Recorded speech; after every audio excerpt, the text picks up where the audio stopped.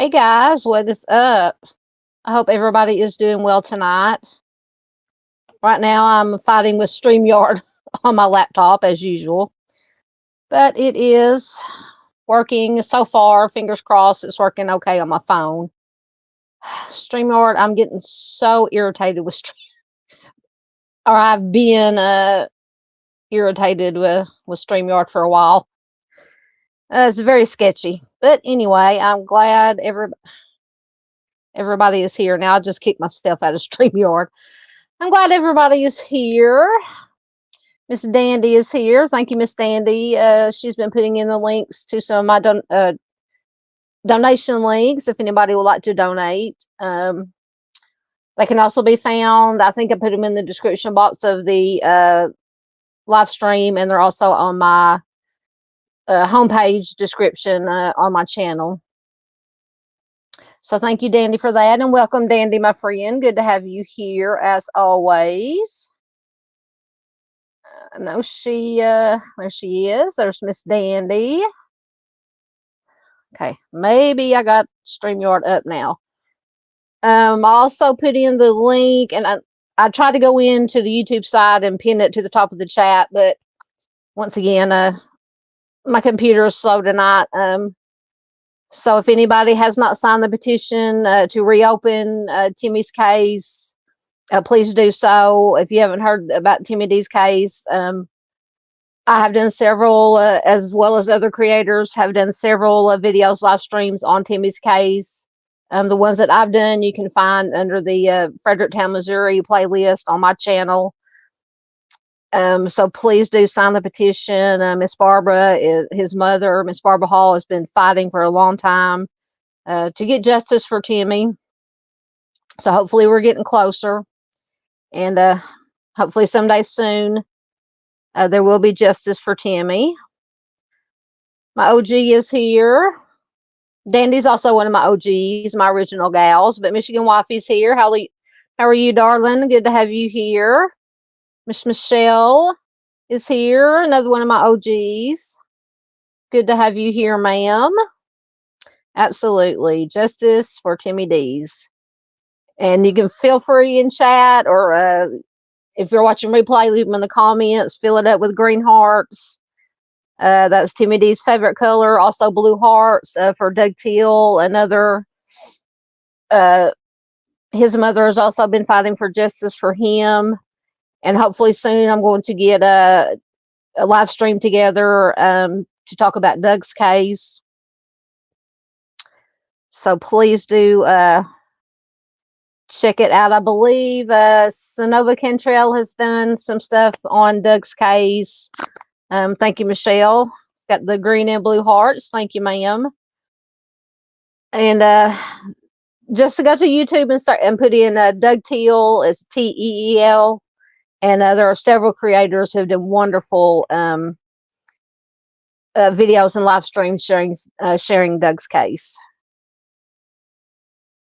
And I apologize if I seem a little, yes, absolutely, and Durante. Absolutely. I've also done a deep dive live stream and some shorter videos on Durante's case. They can also be found in the Fredericktown, Missouri playlist on my channel. Please check that whole playlist out. Yes, definitely justice for Durante. Absolutely. Sorry if I seem kind of out of it and bedraggled. I was out for the last 3 days since Monday, out working, schlepping my groceries in the heat, and it's been so hot once again. This week here in Arkansas, the heat index has been anywhere from 106 to 110.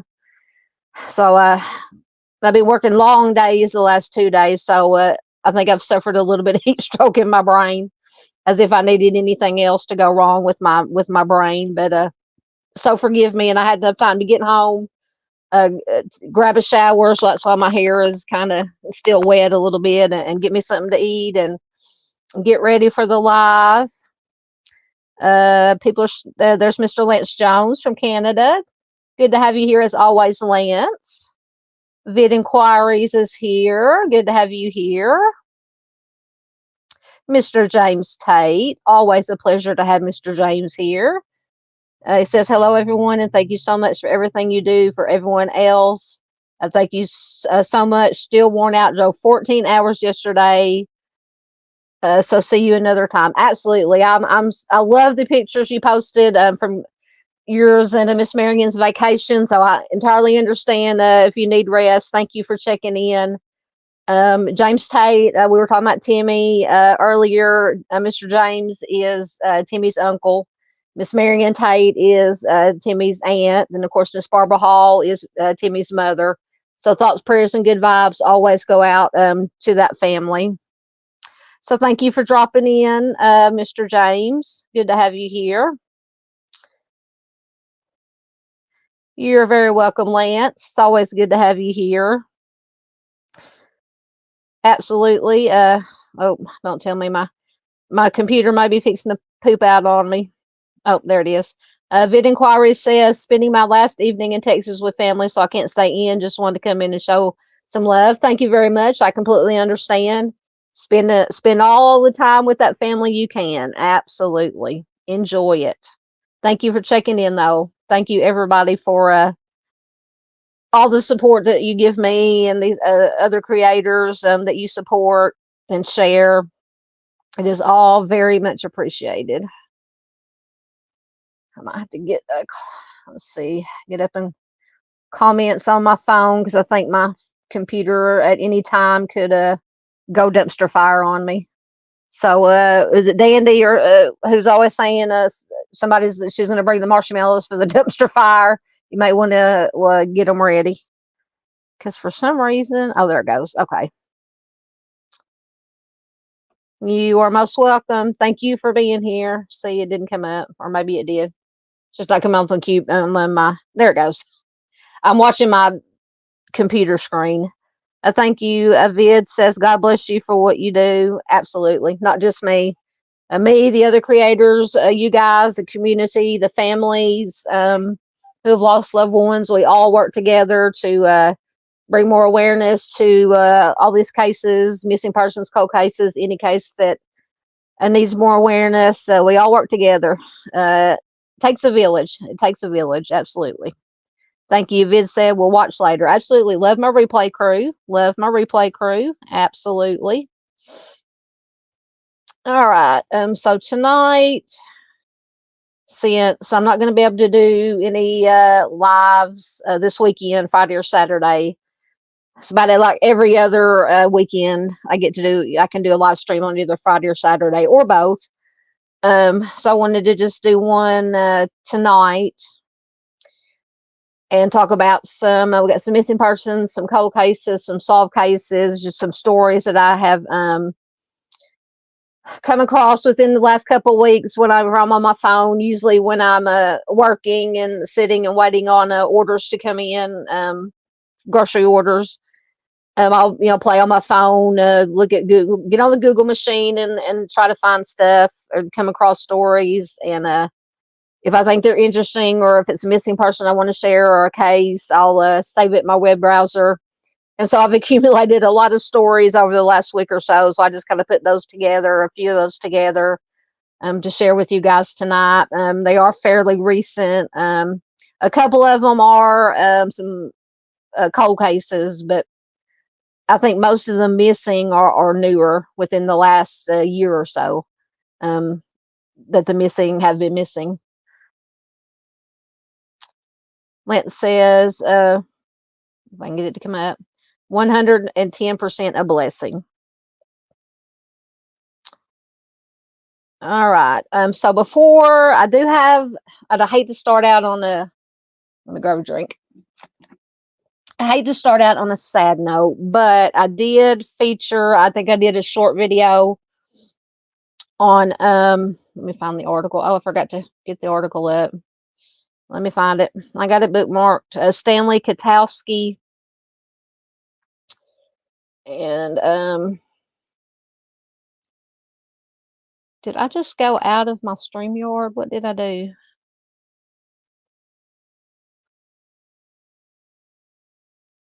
I don't know what my StreamYard is doing. Hold on. Oh my goodness. 1 second. 1 second.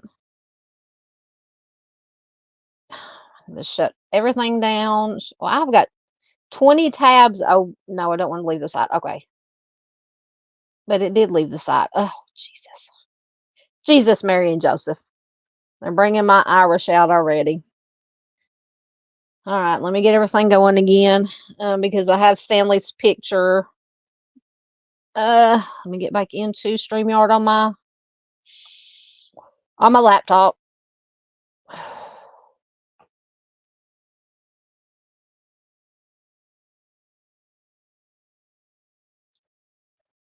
Oh, goodness. Okay. So now let me try to get his. I don't know what I did. I think my computer laptop is freaking out on me. There we go. See, it keeps shutting down. Oh, goodness. Okay. Hold on.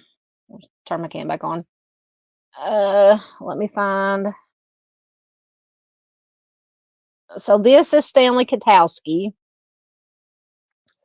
He was missing. He went missing around 10 days ago from Hilton Head, Hilton Head, Hilton Head Island, South Carolina.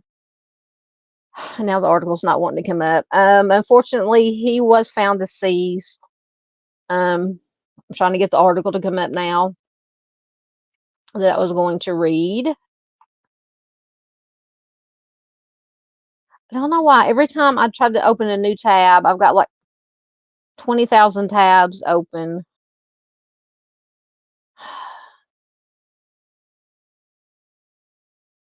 Let me see if it'll. I think I needed somebody to perform an exorcism on my laptop. Ah, goodness. All right, let's see if it'll come up. All right, so that is Stanley Katowski.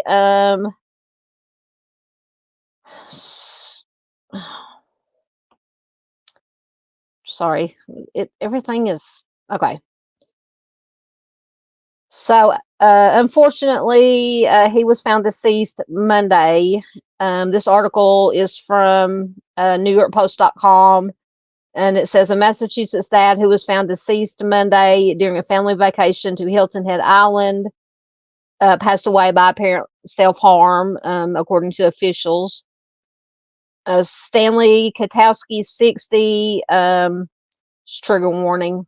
And I forgot to put my banner up on my stuff, but he apparently hung himself underneath a home near the rental that he vanished from on August 16th during a mental health crisis. And this is according to Beaufort County, South Carolina coroner David Ott. He said, we estimate the day that he passed away is the day that he went missing. Police officials did not reveal specifics about Mr. Katowski's death, but said that he used what they call an apparatus to cut off the flow of oxygen. Ott refused to go into further details, saying, sorry, I'm trying to get rid of some ads, saying, quote, it's definitely asphyxiation, but there's no other, sorry, hold on, I'm trying to get, I don't know why my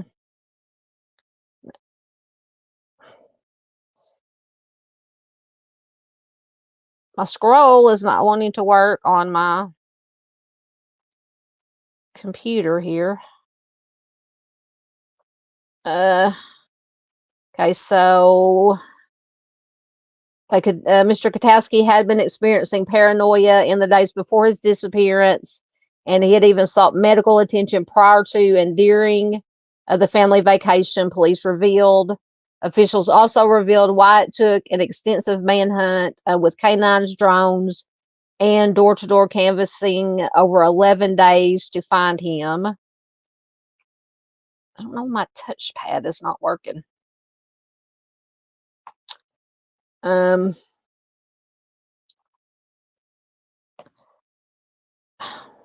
Jeez.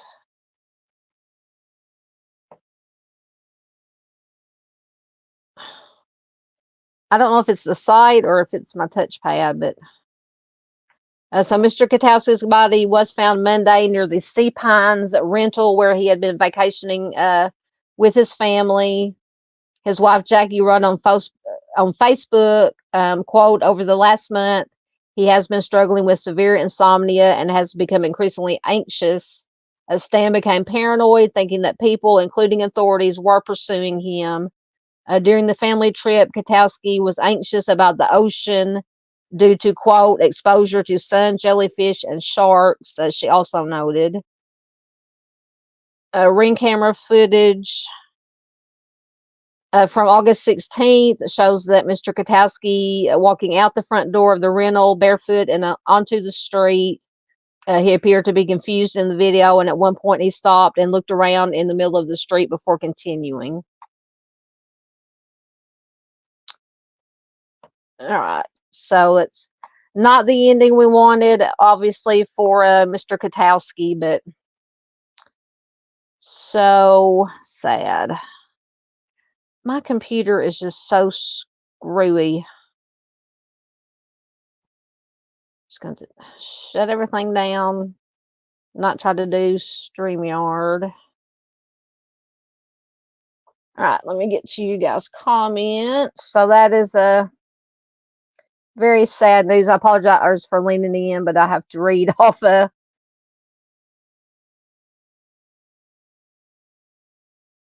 get back to where I was. There's our Dave, our Owl on the Prowl is here. Hey, Dave. Oh, let me take down, remove that. Okay. Back to comments. Sorry, I'm old schooling it here on the phone. Hey, Dave. Good to have you here, sir. Please check out Dave. Dave has an excellent channel. He usually goes live usually once a week, late Saturday night, early Sunday morning. So if you're a night owl or an early bird, you can catch Dave live in chat. So please, I encourage you, please do if you're up that late or that early. If not, please watch replay. Dave always has some excellent information about true crime in the news, the week in true crime. So we are always honored to have Dave here. He says he's checking in before work. So you have to go take care of the owls tonight. So you be careful out there driving and listening. Absolutely, Dave. And Dave's, I don't know if Dandy's still in here. She can stick in links. If not, you can go to the homepage of my channel, scroll down to visit our friends. And all the links to all of our friends' channels, favorite channels are down there. I encourage you to please check them out. See if anybody else is. Well, there's Mr. Junior Johnson, another OG original guy. Welcome, Junior. I don't know if Junior is in Michigan or Kentucky, but wherever you are, I hope you're doing well, sir. Always an honor to have Junior here. Dave says he misses Hilton Head. Beautiful place. Yeah, I think I remember you talk about y'all used to visit the Carolinas a lot. I love the Carolinas. We went on a trip with Little Rock Tours to the Carolinas. Loved it. I would love to go back there. We went to Charleston in South Carolina. We went to was it Asheville in North Carolina, where the Biltmore Estate is. We got to tour the Biltmore Estate. Beautiful, beautiful country over there. Absolutely, or countryside. Yeah. Thank you. Lance says, I think an exorcism on a laptop is called an update. See, and I did an update on it not too long, but apparently it's probably been maybe 2 weeks ago, but apparently it needs another one because it is definitely not cooperating with me. Whenever I bring up one tab, it brings up like 20 tabs. So I don't know what it's doing. I'm gonna try to get StreamYard back up on it, but I don't know if it's gonna work. See, it's got 1,000 tabs on it. Maybe, hold on. Last time, I can't remember if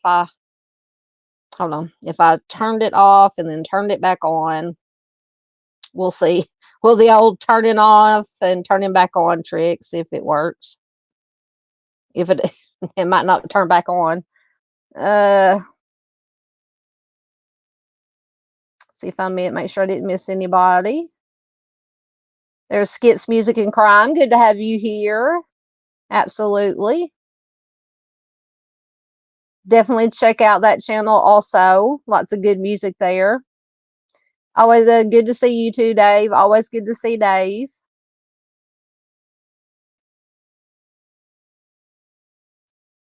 Lance says, does it state COD? Are you talking about Mr. Katowski? Yes.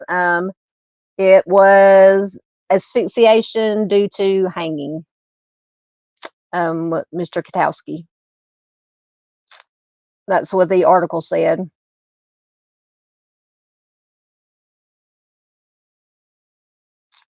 So I'm wondering, I'm gonna have to, I don't know if they, because I read several articles. Sorry, I'm just trying to get back into my laptop.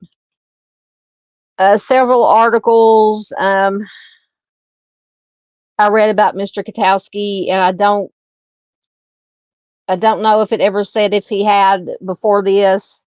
His wife said that he had recently had a very bad insomnia that caused anxiety and some mental issues. And I don't know, I didn't see anywhere where, unless I just didn't say it publicly, where he'd had any mental health issues before then. So I don't know. It's just very, very sad. Lance says, I had a feeling he was responsible for his own death. Yeah. Well, maybe start turning off the computer and restarting it, maybe, or not restarting it, turning it off and turning it back on. Maybe that helped. Let's see if it says how many. Oh, maybe that helped. It says I only have one tab open right now, which is what I have open. All right, we'll see if it works here.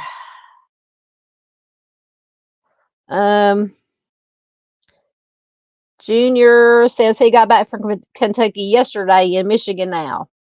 Excellent. Excellent, excellent. Do you watch football, or anybody? I was going to ask Junior if he watched football, if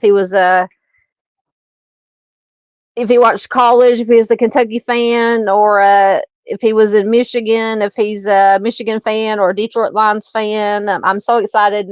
Actually, tomorrow night, we're fixing to get started. I promise, guys. I just want to get everybody welcomed in. But college, I love college football. It's my absolute favorite sport to watch.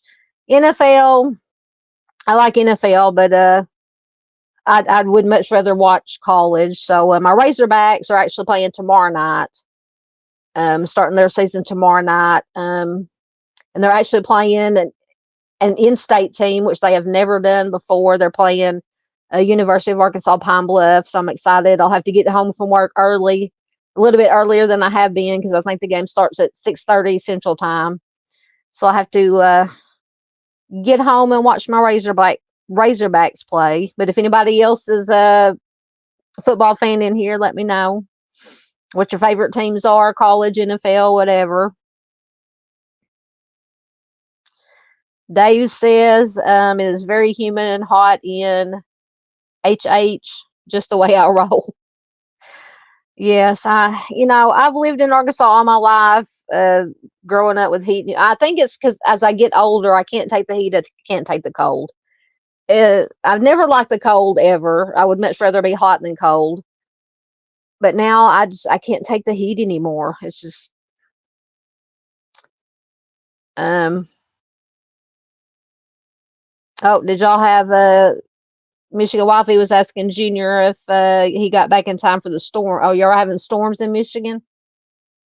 Oh, Junior said no, but there were tree limbs down. Yeah, I think because I have a brother that lives in Minnesota, and I think when I was watching Weather Channel this morning, or this morning or yesterday morning, they were talking about they were supposed to have storms up that way. Don't ask me. For some reason, it's my daily morning ritual. Whenever I get up and getting ready to, taking all my meds I have to take now, and getting myself awake to get ready to go to work, I watch the Weather Channel. I'm a weather geek, apparently.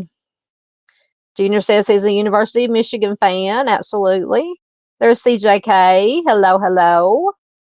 Good to have you here. I think Like I said, I'm not gonna jinx it, but let me see if it will let me bring up another tab. Oh yes, it's working now. Yay. All right. So now, all right, so we will get into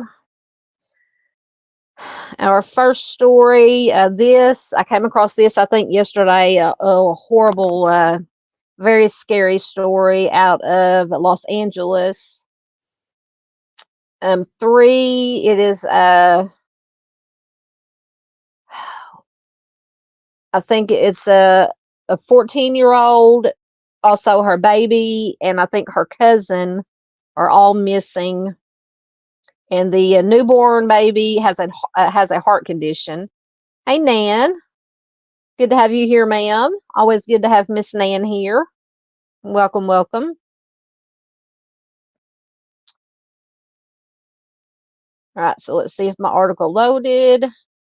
So this article was from the 26th, so a couple of days ago. I think today's the 28th. I'm not sure. But it says 14-year-old mother and newborn with heart condition missing with 15-year-old. It's her sister-in-law, 15-year-old sister-in-law.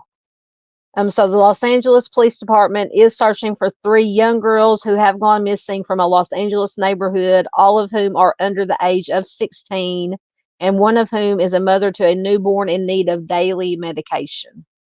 This is just terrifying and heartbreaking. According to the LAPD, 14-year-old Amoria Brown was last seen with her 3-week-old daughter, Omoria Brown, and 15-year-old sister-in-law, Sanaya Brown, in the 5200 block of Huntington Drive in LA's El Sereno neighborhood. Amoria is described by authorities as a black female, 5 foot 4 inches tall, approximately 140 pounds, with black hair and brown eyes. She was last seen wearing a multicolored shirt, gray shorts, and gray sandals.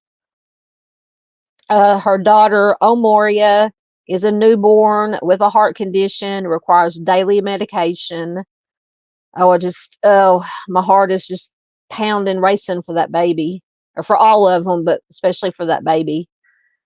Sanaya, who's 15, is a 5 foot 1 inches tall, approximately 150 pounds, with black hair and brown eyes.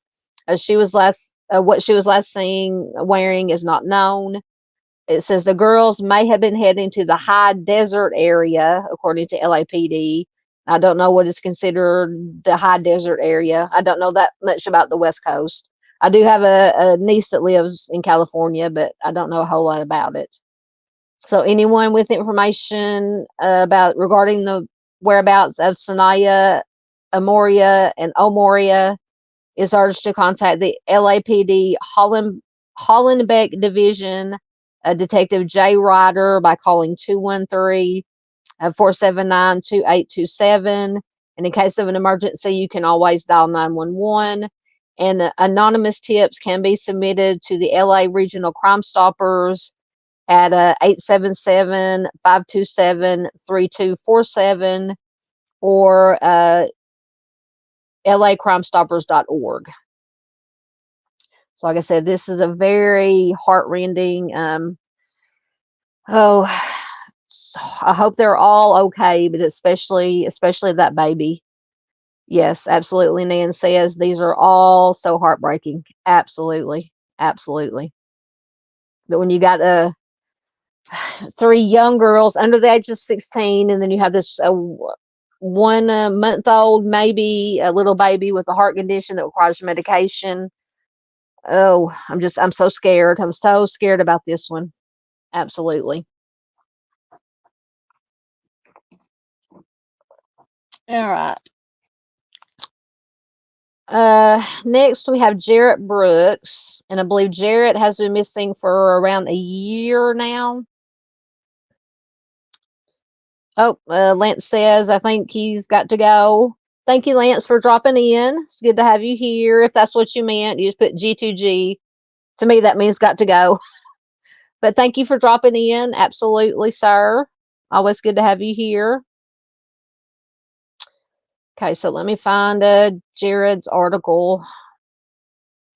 This is a very anybody who hasn't let me know in chat who's heard of the Jarrett Brooks case. Let me find his article. This is very, very strange. Kind of reminds me of like Aiden Clune just wandering off, and the other one that was very close happened around the same time as Aiden Clune. Just kind of wandered off and disappeared. Trying to get the article to come up. Everything's being slow, but at least now I don't have 20 tabs open for some reason. So I'll check you guys' comments while we're waiting.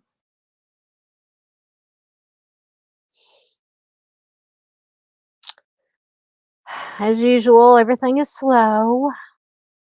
And it seems like certain sites that I use, because I use a lot of some of the same, like, CBS, NBC, Fox people, New York Post. It seems like some of them take longer to load than others, if they load at all. But yeah, Jarrett Brooks is, let me see if I don't think I can read his, yes, he's been missing for 1 year now.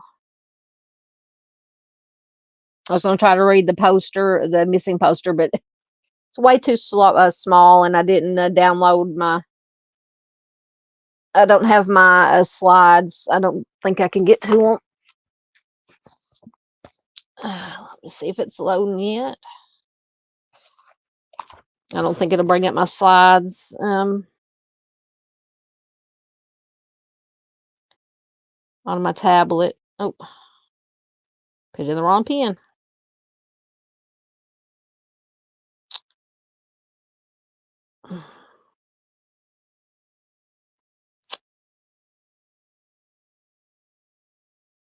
Nope, it didn't even have that on there.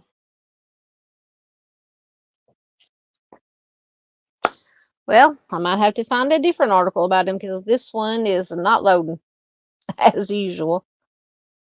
Stop my cam for a minute while I'm waiting.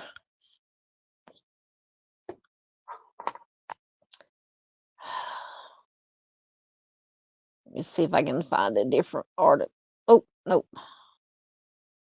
See if I can find a different article while I'm waiting. That'll load faster.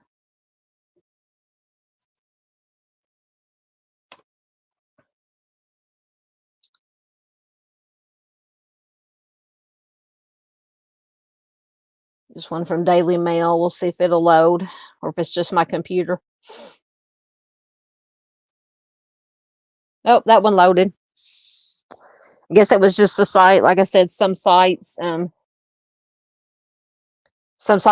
won't load. So this is from Daily Mail from the 24th, so a few days ago. Arizona rancher who was the last to see missing teen cowboy Jarrett Brooks, 16, alive, breaks his silence to respond to shocking accusations about Jarrett's final movements. Oh, now it's not all the way loaded. Come on. This may be a very short live, or we may just have to chit chat because nothing is loading. Absolutely nothing. I apologize, guys. Dumpster fire. Oh, and I forgot to put my, oh no. I forgot to put my little ticker up.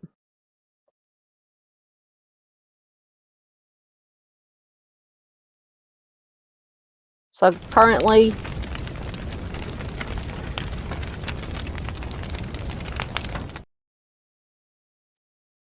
we are experiencing dumpster fire to the nth degree.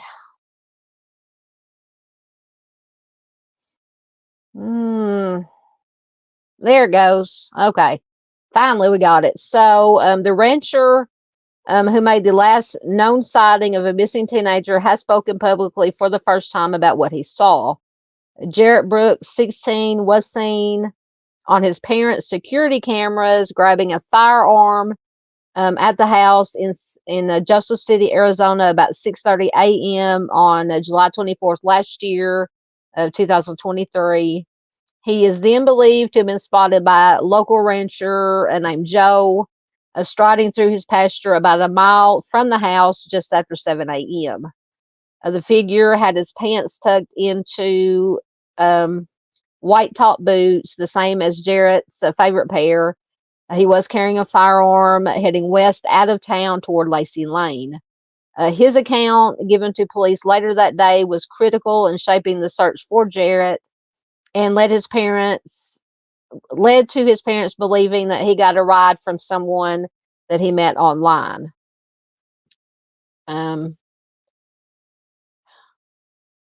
But the neighbor has spent the past year being the suspect of social media speculation, including some with sinister insinuations. So, you know how the internet trolls are.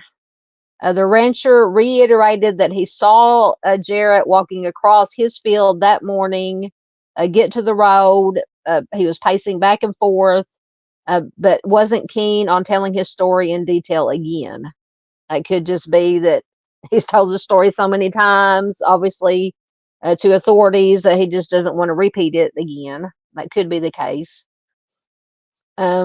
He says, quote, "No one would know about this kid if it wasn't for me. My uncle and I were the last ones to see him, and I found the sheriff and said, 'Hey, are you looking for somebody?' He says, 'I saw what I saw. He was not abducted. He walked away under his own power.' He said, all these people, I can't use the word he used, all these people online making stuff up about me, saying that I pew-pewed him or whatever, so they can go where the sun doesn't shine," basically. He says, "I'm done. I'm not saying anything to anybody except law enforcement." I can't blame him there, honestly. Though the neighbor would not detail his entire account of what happened, Jarrett's father, Brian Brooks, recounted to Daily Mail what the rancher told him 2 weeks after Jarrett disappeared when he heard the full story for the first time. Brooks said that the neighbor told him that he was out with his uncle watering his fields and checking gates that morning. And the neighbor says, quote, "I see somebody wandering across my pasture and I think, what the heck? So I got in my side-by-side and I went back to my corral and I looked through my binoculars, and he could see someone he described to match Jarrett's description walking across his pasture with a firearm in his hand. He said Jarrett came to a water crossing. He went under the fence, and then he was pacing back and forth by the side of the road." Brooks recalled that the neighbor told them he then called a man named Gary, who runs the landfill, and he told him it was probably just somebody out hunting rabbits and to leave them be. But the neighbor was not content with that. He went back to his house and got in his pickup truck. He drove around and he came back north along Lacey Lane, while another gentleman went south. And he says, and when they met in the middle, there was no sign of Jarrett anywhere. He says all the cows had their head down. There was nothing to disturb them. No sign of him. The neighbor said it was probably 10 or 12 minutes from the time he left his corral that he got back around there. So in that small amount of time, 10 to 15 minutes, Jarrett just vanished, basically. He says that's just another thing that would lead you to believe that he got a ride. He was walking back and forth along the side of the road, and he was gone by the time that either one of them got out there. Brooks said that later that day, the neighbor was driving down the road. He saw the law enforcement, and he stopped and asked them if they were looking for somebody. He said that's how they knew to start looking at that point for him, because the neighbor told them where he had last seen him. Jarrett's mother, Laura Brooks, realized about 7:30 a.m. that Jarrett had left the house, and she drove around looking for him, but she did not find him. Apparently there were some 4th of July celebrations going on around in the town. She did not see him at any of those. She says there were things he described that no one would have known unless they saw him or knew him well. Talking about the neighbor. This rancher did not know Jarrett well enough to know these details without seeing him. Brooks said the boots were, quote, the one solid identifying mark that they didn't initially release, as it would help determine if a sighting of Jarrett was correct. They were his favorite Cody James boots. He was so proud of them, he liked to show them off. Brooks said that the neighbor told him the teenager was, quote, hoofing it, and started pacing up and down when he got to the road. We have said from the beginning that we believe he was picked up by someone from Lacey Lane. We believe he is out there and not in a good situation. Neither my wife nor I have ever got the gut feeling that he's not with us anymore. Call it parents' intuition or whatever. We would love to have him home or have the closure and an end to the torment and torture that we have experienced and continue to experience daily. Brooks said the only thing that makes sense to us is that he was in a hurry because he had arranged to meet someone at the road. So I'm wondering, if he was going to meet someone, why would he take a firearm with him? Because I think in other articles it said that he was grounded, I believe. He had been grounded for, I can't remember why. He wanted to go out that day. I don't know if it's to the 4th of July celebrations. His mother or his parents said, no, you're not going out. They left the house maybe, and then, or maybe Jarrett woke up early that morning and he left, and then later that's when they discovered that he had, or when they watched the surveillance video from the house, that's when they discovered that the firearm was missing. So if he's going to meet somebody, why would he take a firearm? That is my question. He said whoever picked him up was likely, quote, a stranger, someone he probably was talking to online but had never met in person, which is terrifying. Brooks did not know how his son made contact with the person he believes picked Jarrett up, as nothing was found on his phone, computer, or his Xbox. But he admitted the teen may have had a burner phone that they did not know about, unlike some of the other young folks in town. He said he was frustrated. The police, after 13 months, were yet to comb through a phone and Wi-Fi traffic to identify an unknown device that Jarrett could have used.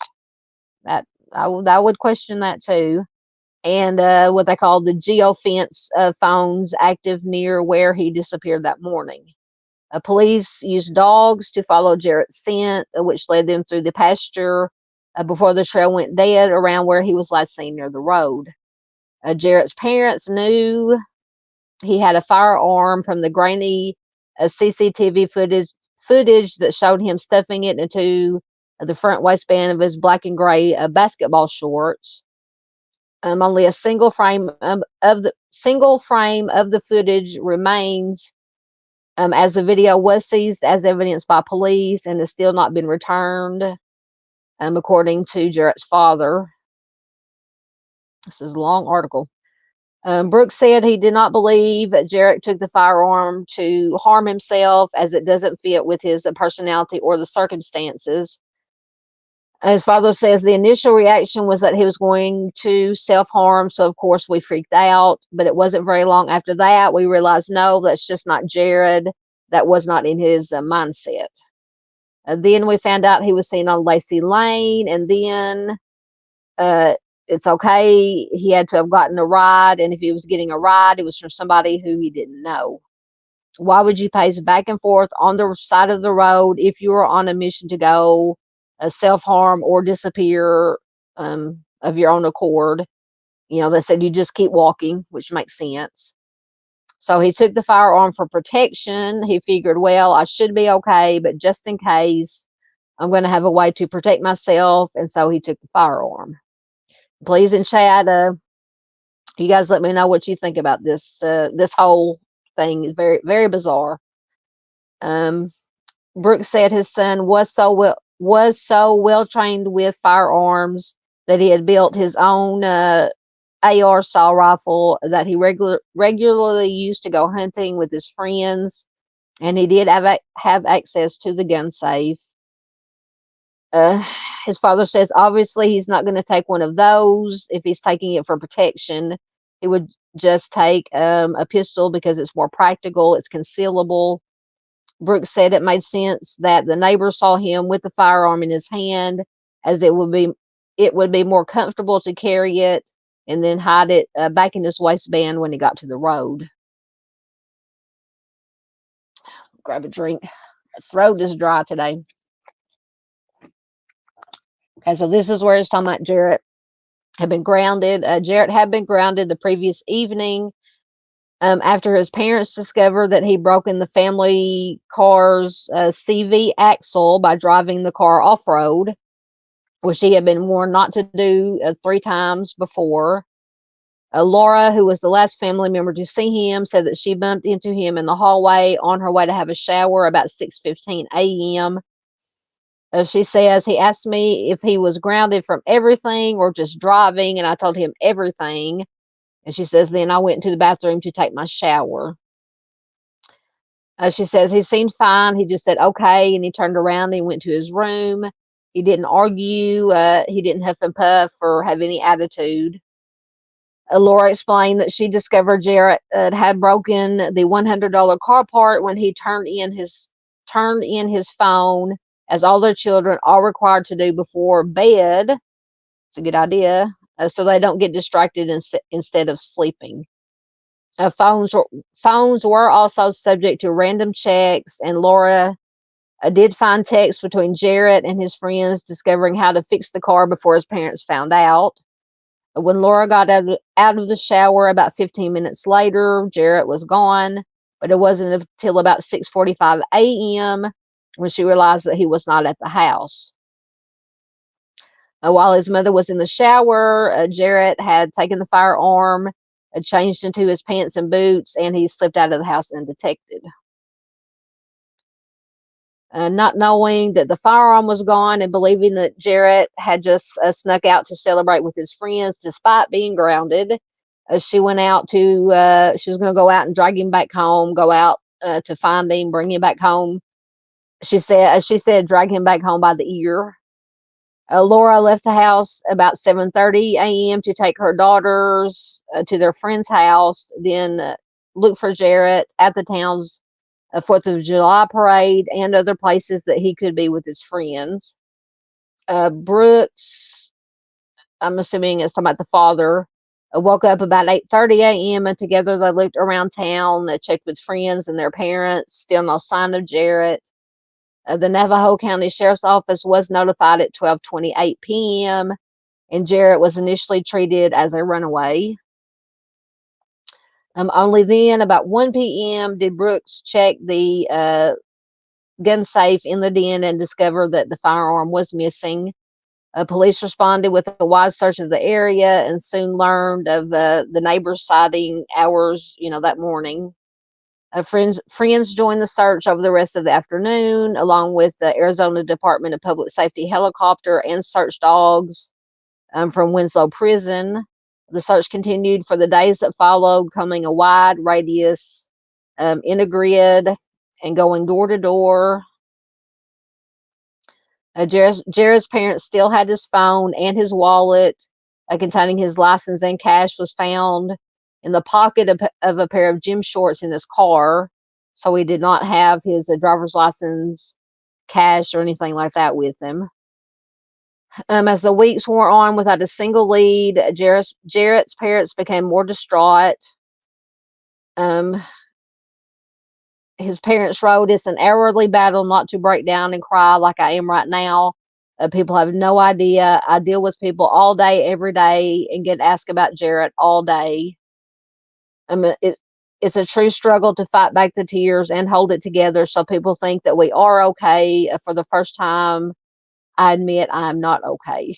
And it is okay to not be okay, most definitely. They say I'm hurt, scared, devastated, in pain, and blame myself every day." They also became increasingly frustrated with the slow pace of the investigation. And Jarrett continued to be treated as a runaway, not a juvenile in danger, which is only recently changed. One of the parents says, I have stated numerous times to the sheriff's office, along with many others, that this is not characteristic. I asked them about all these other kids that meet someone online and willfully walk away from their houses, never to be seen or heard from again after getting in a vehicle and with someone that they have never met in person. That is so terrifying and so dangerous. These, quote, runaways are listed as missing, abducted, or endangered. We pray every day that this is not, we pray every day that this sentence doesn't make any sense. We pray every day that this is not the case, but he definitely got a ride from someone, and as of yet, the sheriff's office has not been able to find out who. The Navajo County Sheriff's Office issued multiple search warrants in different parts of Arizona in efforts to find Jarrett. On the 1-year anniversary of his disappearance, police said there had been no successful results in determining what happened to Jarrett. Jarrett is a son, a brother, grandson, nephew, friend. He is missed by family, friends, and his community. If you have any information regarding the whereabouts of Jarrett, please call our office, the sheriff's office said. Right, so I think I finally made it to the, that's a long article, but lots of good information. And the numbers should be on the slide there. Like I said, I don't have it in front of, or I have it in front of me, but I can't read it because it's so small. All right, let's see what you guys have to say.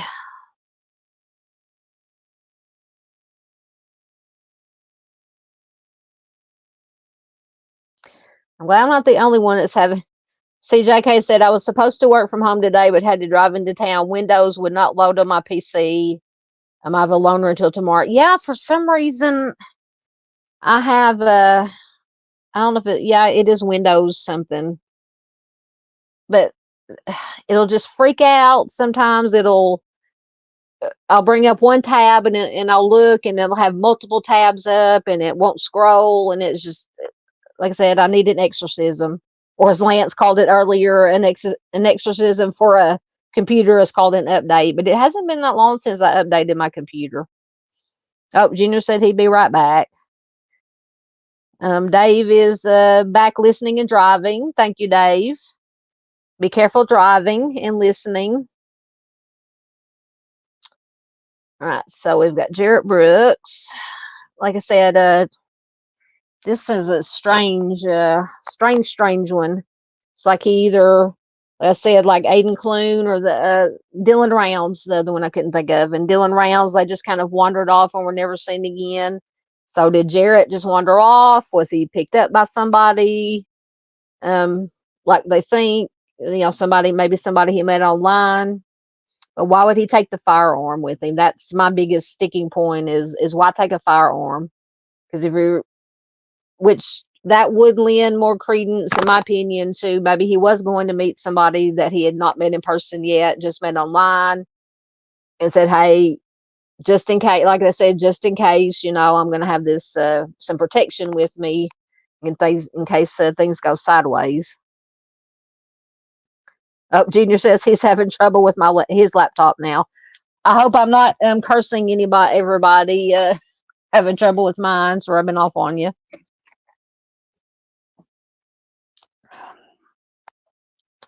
Yeah, I don't know what it is. Maybe it's the solar flares. I think we had some more solar flares because I think the solar flares, don't they affect electronics and stuff? All right, let's see what we got next. Just a little bit about Sebastian Rogers. Of course, he is still missing. Chris from the mob crew has been doing the last 3 or 4 days or all week. He's been doing a lot of research into remember when the video with the lights came out. And at first police said, oh, it was nothing. Now maybe it's something. And Chris at the mob crew has been analyzing, researching, doing a lot of not recreations, but overlays and stuff, and I think has two or three live streams with some new information or something. I've got to get caught up. I think I've watched one of them, but so if I try to stay away from this case because it's one of those, not that I don't care about it. I absolutely care about Sebastian and hope he is found safe and sound, but I don't get into all the drama of it. But anyway, I found this article. Apparently the FBI is involved and they're offering a $50,000 reward now. So I just wanted to, I found an article about that. Once again, if it will load, I'll get it loading and check your comments. There's Miss Barbara Hall. Hey, Miss Barbara. Says, sorry I'm late. You're fine. You're fine, dear. I've been having my usual dumpster fire, fighting with my computer, trying to get it to work. But it's always, always good to have Miss Barbara here. We were talking about Timmy earlier. Let me see if I can put in, I put it in once. Well, I'm waiting for my stuff to load. The link to the petition to get Timmy's case reopened.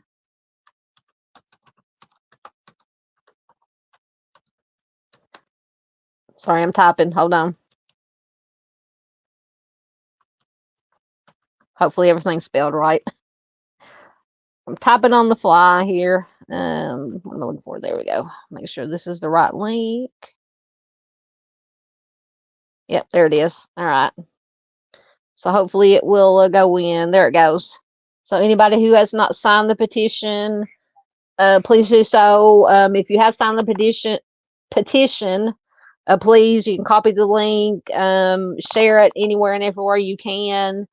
I know I have shared it on my community page. I will, when I get done with this, I'll reshare it to make it easier to find. But please do sign it. I think somebody, let's see. There's Miss Paula. I thought I saw somebody sneak in. Hello, Miss Paula. Good to have you here.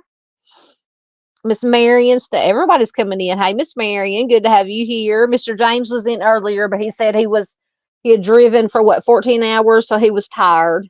So I understand that. But I told him I love seeing the pictures of you guys that he posted on Facebook, and just being on the beach. I bet the beach was wonderful. I would love to be on a beach right now. Michigan Wifey says she thinks Sebastian is probably in a body of water. That's a possibility. Because didn't they I think they searched or something. There was a retention pond. Now that's the only body of water that I've heard about that's close to where he lived. And I believe also aren't autistic or people on the spectrum drawn to water. That's one of the traits or characteristics of autism, is they're drawn to water. But with these videos and information, because another creator, I won't say his name, I've watched him some. He's not one of my favorites, but anyway, he interviewed this other creator, not Chris. This other creator interviewed, I think, a neighbor who had seen all of the video footage that they took the snippet of from the lights, this flashlights or whatever they said they were. Apparently there's differing stories. I think the police tried to say they were lights from a garbage truck, and Chris has been doing lots of work on and sharing lots of information about stuff that is coming out. So I'm thinking, and I think I guess the theory is he was either went out to meet up with somebody he met online and was abducted by that person. And then some people say that some family members are hiding him or something. Like I said, I try to stay out of the whole drama part of it. But so all my information I get about Sebastian either comes from like Mr. Steve or Chris at the Mob Crew, creators that I trust to give just the facts and the information. Oh, Mr. James is back. If I can get his comment to come up. My computer. There it goes. Mr. James is back. Good to have you back, Mr. James. You're supposed to be resting, sir. Junior says, he watched some of Chris's video. It looks like they're making progress on Sebastian's case. Yes, because I think Chris was actually live again earlier tonight. I think it was around 6:30 Central my time on with some new info, never before released info. So I'm gonna have to get over there hopefully after this. And we're just an hour in. I'm doing good. I thought we'd been here almost 2 hours already. And get caught up with Chris's videos and see what information that he has found out. Right. Once again, there is I re-put in the link to Timmy D's petition to get his case reopened. Like I said, please sign it if you haven't already. Please share it anywhere and everywhere you can. Be greatly appreciated. Absolutely. Justice for Timmy D's. Absolutely. You are much welcome, Miss Marion. You know I love you much. Love you all. Make sure I'm caught up.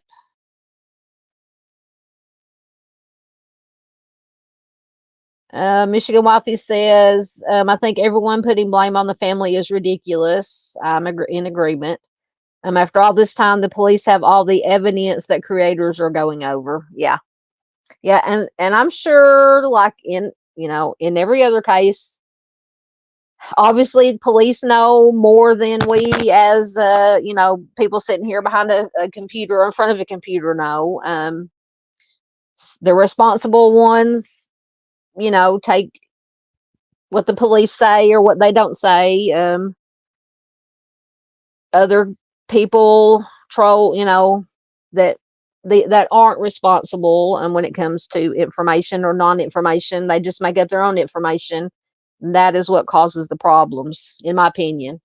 So I stay away from all that. Like I said, I get my information from trusted creators. Mr. Steve, although he doesn't talk about it a lot, Chris from the Mob Crew is the one that I watch the most, that does the most about Sebastian. So I watch what Chris puts out on the Sebastian and read articles from trusted news sources. All right, so let me see if the article loaded. So the FBI is offering a $50,000 reward for info leading to missing Tennessee teen Sebastian Rogers, and this is from the 26th, so just a couple of days ago. A $50,000 reward is being offered for information in the disappearance of 15-year-old Sebastian Wayne Drake Rogers, who's been missing from Hendersonville for 6 months now. Seth Rogers says 6 months, one long nightmare. And Seth is Sebastian's biological father. The FBI Memphis Field Office, Nashville Resident Agency announced Monday that anyone who provides, quote, information leading to the location and return of the missing teen or, quote, to the arrest and conviction of those responsible for his disappearance could receive the reward. Seth says, I appreciate the fact that my federal government stepped in where my local and state has failed. That's his opinion. Maybe someone will open their mouth. Sebastian was last seen on February 26, 2024 in the area of Stafford Court in Hendersonville. At the time, he was wearing a black sweatshirt, black sweatpants, and black square frame glasses. According to officials, Sebastian has multiple medical conditions, including autism, that could impair his ability to return home safely. Several massive search efforts ensued after his disappearance, with law enforcement covering hundreds of miles trying to find Sebastian, and neighbors in the area checking their yards for any sign of him. His father, Seth Rogers, and others have also led their own search efforts in various parts of Middle Tennessee. One possible sighting was later dispelled by police, and so far there have been no confirmed leads on his whereabouts. The FBI said Monday that the agency is continuing to provide assistance to the Sumner County Sheriff's Office. According to a representative with the FBI, they are working collaboratively with the Sumner County Sheriff's Office to benefit their investigations. The FBI offers monetary rewards to incentivize the public to come forward with tips and information when they have information that law enforcement is seeking to further an investigation and to keep the public safe. FBI Public Affairs Officer, media coordinator with the Memphis field office, Elizabeth Clement Webb said. In the meantime, community members have continued to hand out flyers in an effort to keep Sebastian's case in the public eye. Several events have also been planned, with a gathering taking place outside the Sumner County Sheriff's Office. That was on the 26th. On Monday, which was the 26th, Monday morning, about 15 people with Sebastian's Army gathered outside the office for answers or an update in the investigation. We would like to see a public information officer and just to see some updates. A participant with Sebastian's Army said. There's no PIO involved. If you come up and you say, look, we are working the case, unfortunately, we don't have any leads. Well, that's probably why they haven't had any updates, is they're working the leads. They don't have any new information to give or that they want to give publicly, because sorry, I know that sounds, when I do that, it messes the mic up. We as the public don't have the right for every little bit of information that law enforcement has in a case, and this is any case, not just Sebastian's case.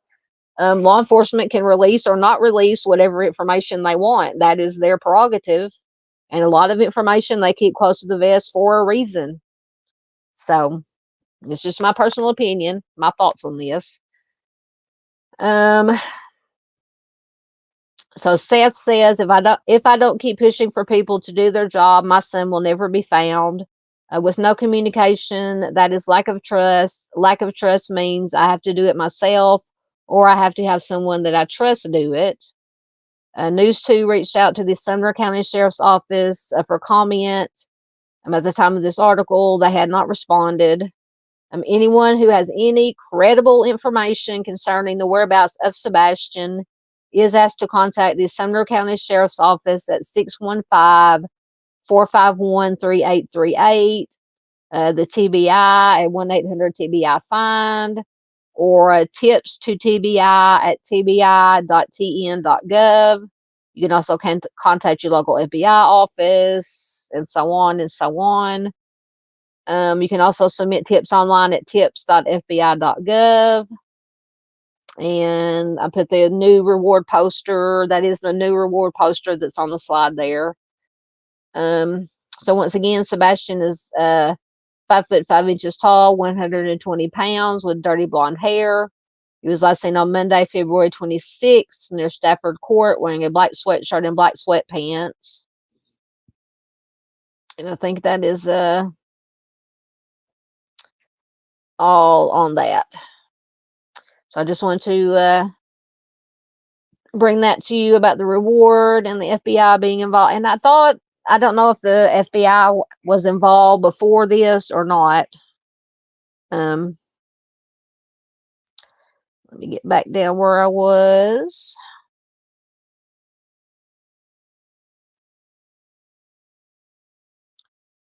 Yeah, Junior says it seems unlikely Sebastian would run away. Definitely a strange case. Yeah. I think, and this is just my opinion, and just from things that have been said, I think just from the information that we know that's been released, I think it is a possibility. I was going to say good possibility, but a possibility that he did meet someone online somehow and either went out willingly or went out willingly was lured out and by whoever he met online, most likely, unfortunately, probably had nefarious intentions, and they got him in the vehicle and took off with him. That's just my thoughts, my opinions.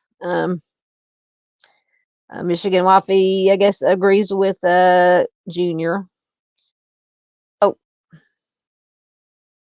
I meant to, we'll get back down to that one. Miss Marian's got her red flags going. Absolutely. Mr. James says that he doesn't think he would run away either. Yep. Sorry, to get the cup in the CJK, poor kid. Absolutely. And not to get into drama. That's why I stay away from it. That's why I stay away from it. I do keep up with it. I may not go into it a lot on live streams and stuff, but that's what's so frustrating about all this drama that's being created by some of these people. Is Sebastian gets lost in all of it. That he, as in every missing person, missing child case, the missing should be and is the most important part, and that's what everybody needs to be concentrating on, is keeping Sebastian's face out there, his description, keeping it out there. But unfortunately, and he gets lost. That is also a good point. CJK says, how in the world do you disappear without a trace? Unfortunately, it happens all the time, seemingly without a trace. It's like that, we always say people don't just vanish into thin air, but sometimes it seems like they do, just into thin air without a trace, no clues or anything left behind.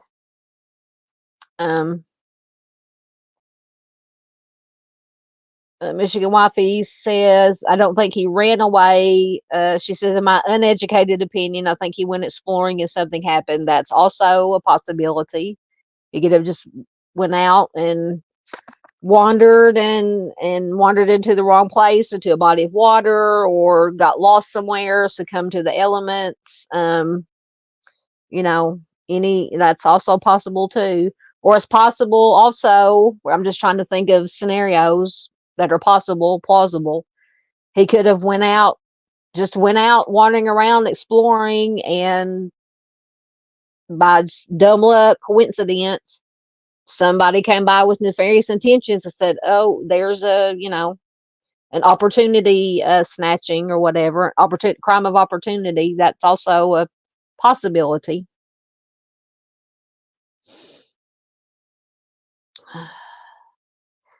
But let me know.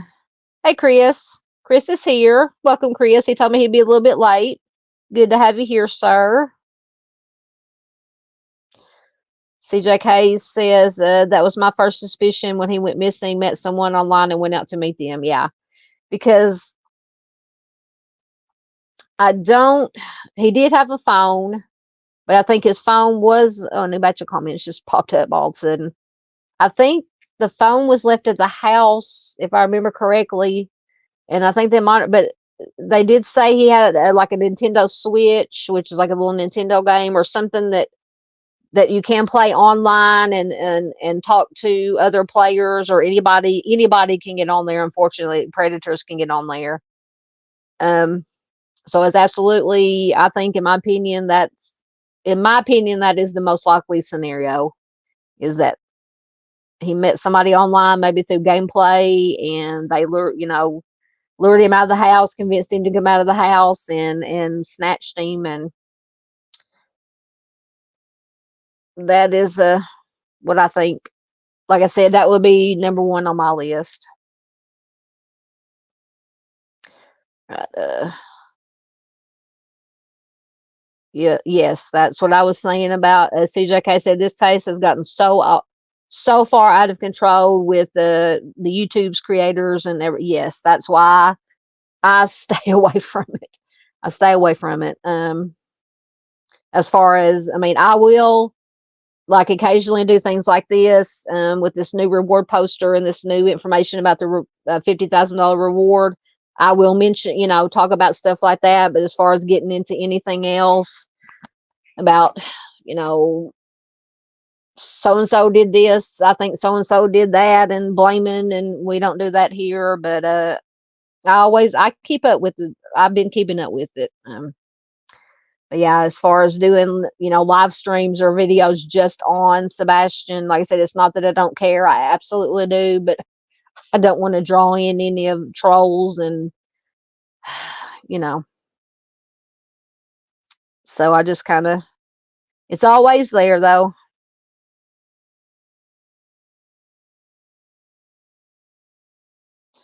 That's a good point. CJK says, I'm also hoping once the foliage dies off that maybe he'll be found. Yep. Yeah, because if he did, either just wander away and succumb, or if he was taken and his life was taken and dumped somewhere, then yes, it would be covered with leaves and stuff. Absolutely. Well, I saw that. There it is. Yep, Michigan Wifey says water. Absolutely. Michigan Wifey also says water hides many people and many secrets. You are correct. Mr. James says, please, let's hope that didn't happen. Oh, yeah, I absolutely hope it didn't happen. Absolutely. I hope he is alive and well somewhere. Junior says, after watching Chris's for the Mob Cruise video, it looks like he was abducted. Yeah, because there's something about they've maybe, I don't know if information was released or something about they maybe figured out they had this mystery car that was there about the same time that these lights were seen from that the neighbor's video, CCTV video or surveillance video. Because I think Chris says something about maybe mentioning what kind of car it might have been. So I might have to get over and get caught up on Chris's videos. Chris Gideon says, I'm just hoping it's not a case like Delphi. Absolutely. Delphi is another one I stay away from. I absolutely care about Abby and Libby and want justice for them, but that's a whole powder keg to dumpster fire when it comes to some YouTube's creators and just people going absolutely bananas with that. All right. So let's see what we got next. So now I have give y'all a break from my voice for a minute, let my voice rest for a couple of minutes. I came across this case of a 45-year-old missing persons case is solved by Lexington fire chief, and they finally get closure. So a Virginia family gets closure 45 years later after their loved one's remains have been identified and returned following the remains being found in the Kentucky River. Actually, 3 people had gone missing in the same vehicle. Helen, no, I forgot her name. Maybe it was Helen. Helen West, John Edwin Keaton, and no, it was Martha Smith Helmick was the one whose remains had been found, but she was with 2 other people that night. You can see on the right hand of the slide, John Keaton and Flora Vesta Smith. They were all in the car together. Apparently, I don't know where they're going to, but apparently they ended up in the river or a body of water. And I'll just let you watch the video. They found the remains of one. They did not find the remains of the other 2, but I thought it was a very interesting story. So I will stop my cam and mute myself while the video is playing. It's just about 2.5 minutes long. And I will be back.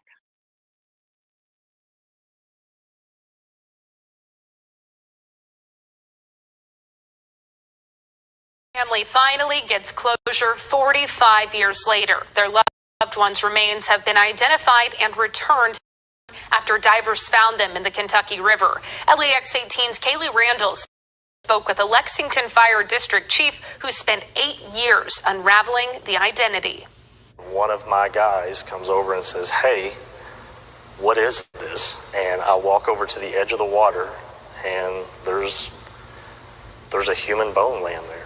It was a normal training exercise for the Lexington Fire Department on October 22nd, 2016, removing vehicles from the Kentucky River off Old Tates Creek Road.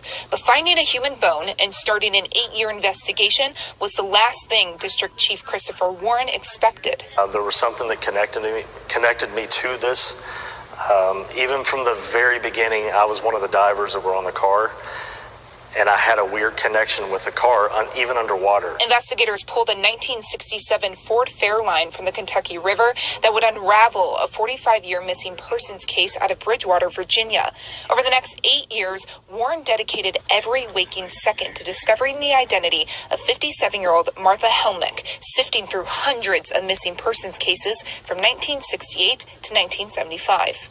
Thousands and thousands of Google searches and reading missing person reports until one day I found a blog that somebody said that was one of my family members. Along with the Fayette County coroner Gary Ginn and retired anthropologist Dr. Emily Craig, the team reviewed bones, specifically a disformed leg bone from an old fracture. From the family, that Martha had one leg shorter than the other, and she had an elevated shoe on.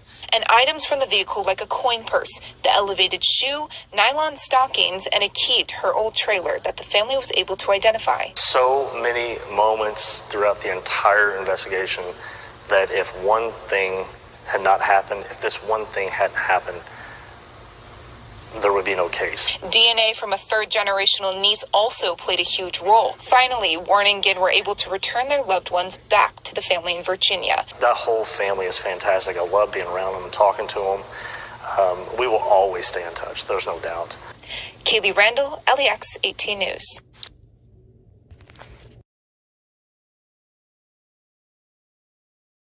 All right, so I just thought that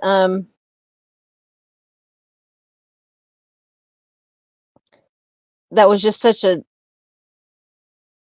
hold on, I'm trying to get things shifted. There we go. It was just such an amazing story about just kind of sheer luck or a divine intervention. I think they said, I don't know if it said in the video, that they were actually doing training exercises on locating vehicles in the water, and they came across a bunch of cars, and that one, like you heard the chief say there, caught his eye, and so they pulled it out and ended up solving this 45-year missing persons case. And so I thought that was just amazing. And I don't know, I'm hoping that they might go back maybe with some divers and see if maybe they can find the remains of the other two people that were in the car, the gentleman, John, and Flora. Maybe they can find their remains. They'll be skeletal most likely, but I thought that was just absolutely amazing. I love these when these cold cases get solved, and we have one. Usually cold cases are solved by DNA. Like I said, with this one, it was just pure luck, divine intervention, however you want to look at it. So I thought that was excellent.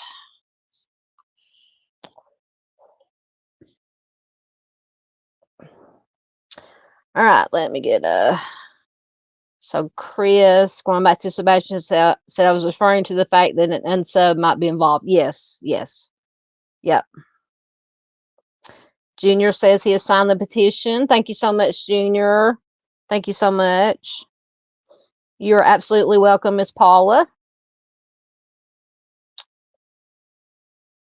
Oh, Miss Paula says, sorry for falling asleep on the West Memphis 3 one. That's fine, dear.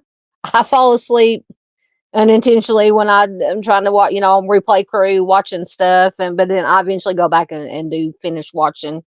But you can always, watch it on replay. Yeah, Junior says, coming back to this story, can't be much left after 45 years in the water. Yeah.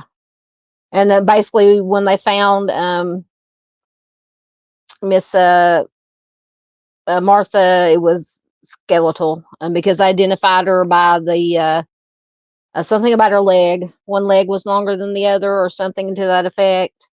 And then some of the items that were found with her. Junior says that he's usually asleep by now. Yeah, and it past your bedtime, Junior, but I'm glad you're here with us. Absolutely. Oh, come on. There it is. Oh, Miss Barbara is thanking Junior. Absolutely. Yes. Please do sign the petition. Sign it, share it anywhere and everywhere you can. Yep, Miss Marion says, so sad, but at least the families found them. I find them. Absolutely. Absolutely. Most definitely. All right. Let's see what we got next. Okay, so I can't remember when, but maybe last week before last, we have this Warren Luther Alexander, serial offender, suspected serial offender. Although he was charged with 3 homicides in California. They were trying to link him to some others, or they suspected him. They were looking into some other cases. He is I don't know if Dave is still listening, but he was a long haul cross country truck driver. And I know Dave has been looking into the truck driver serial offender angle a lot. But now apparently they have also linked this Warren Luther Alexander to a 1992 North Carolina homicide. It says DNA links 1992 North Carolina homicide to California strangulation cold case. A suspect pleads not guilty. So I should have already been having the article loading. Let me find the right one. There it is. See how fast it loads, or slow that it loads. But I'm going to have to do some more research into this Warren Luther Alexander. Because like I said, they suspect they're looking into him as a potential serial offender, which technically they linked him to the 3 in California. So I think, what is it, 2 or 3, and they consider you a serial offender. And so if he's definitively linked to this one in North Carolina, that would be 4. And in my opinion, he's probably linked to many more. But let me know what you guys think in chat or in comments if you're watching replay. Once again, we're waiting and loading. Just checking comments. I've got a gnat flying around. I don't know where these stupid little gnats are coming from. All right, there it is. So this article is from the 24th. And it says DNA links 1992 North Carolina homicide to California strangulation cold case, which is a 3 or maybe one of the 3 in California. So a Mississippi man who authorities are calling a suspected serial offender has been charged in connection with the 1977 strangulation, unalivings of 3 women in South Carolina. According to prosecutors in California, they said that August 7th. Warren Luther Alexander, 73, was charged with 3 counts of first-degree homicide and also faces special allegations of multiple homicides, according to a news release from the Ventura County District Attorney's Office. He was extradited on August 6th from Surrey County, North Carolina, where he was awaiting prosecution in connection with a 1992 homicide there. In February of 2023, the cold case unit of the Ventura County Sheriff's Department started re-examining the homicides of Kimberly Carol Fritz, 18, Velvet Ann Sanchez, 31, and Lorraine Ann Rodriguez, 21. All 3 victims were street workers and all passed away by strangulation, said District Attorney Eric Nazarenko in a news conference on August 8th. Prosecutors believe Alexander initially picked each of the women up for services. Although detectives saw similarities among the crimes, the cases went cold. Nazarenko said, just because a case has gone cold does not mean it should ever be forgotten. Absolutely. Adding that although they cannot bring back the victims, law enforcement can ensure the suspect will face the full weight and force of the law. Officials also believe, quote, there are additional victims both nationally and locally, according to Nazarenko. Advances in DNA technology and well-preserved evidence led investigators to Alexander, according to Nazarenko and the Ventura County Sheriff. It is the matching of our evidence against the North Carolina one that led us here today. The 1992 homicide in North Carolina occurred also through strangulation, said Nazarenko, adding that forensic evidence was collected from the bodies and clothing of the 3 women in California. Alexander pleaded not guilty to all charges at his August 21st arraignment. A spokesperson for the Ventura County District Attorney's Office said he is being held without bail, according to county jail records. Alexander's defense attorney, Rebecca Mathis, told CNN on August 21st that she had no comment at this time. The crimes happened over the span of 7 months in 3 different jurisdictions of Ventura County, according to the news release. Prosecutors have decided not to seek the DP against Alexander due to the age of the witnesses and evidence, and in an attempt to move through the trial process more quickly and efficiently. So that is Mr. Warren Luther Alexander.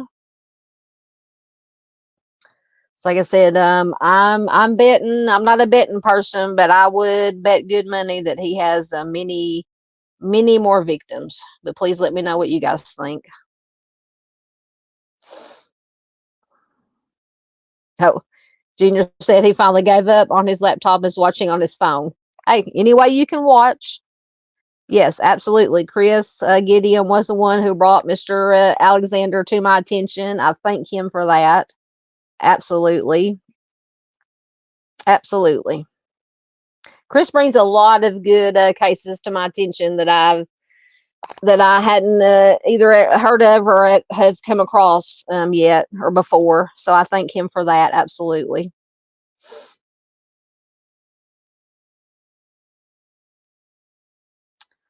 All right. So that was Mr. Alexander. This is another horrifying case. Alleged, most likely, family abduction or parental abduction, I believe, of 2 children. This is from South Los Angeles or Louisiana. I cannot read the small, so let me get their article going.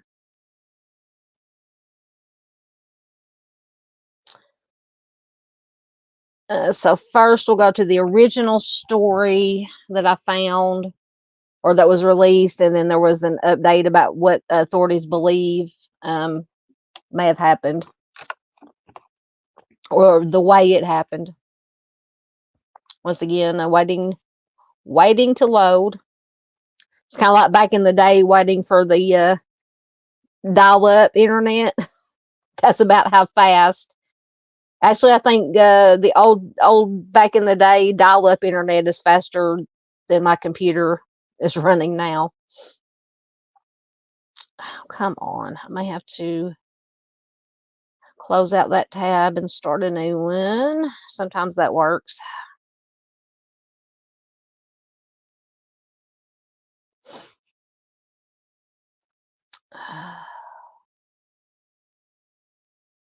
Oh, Just talk amongst yourselves.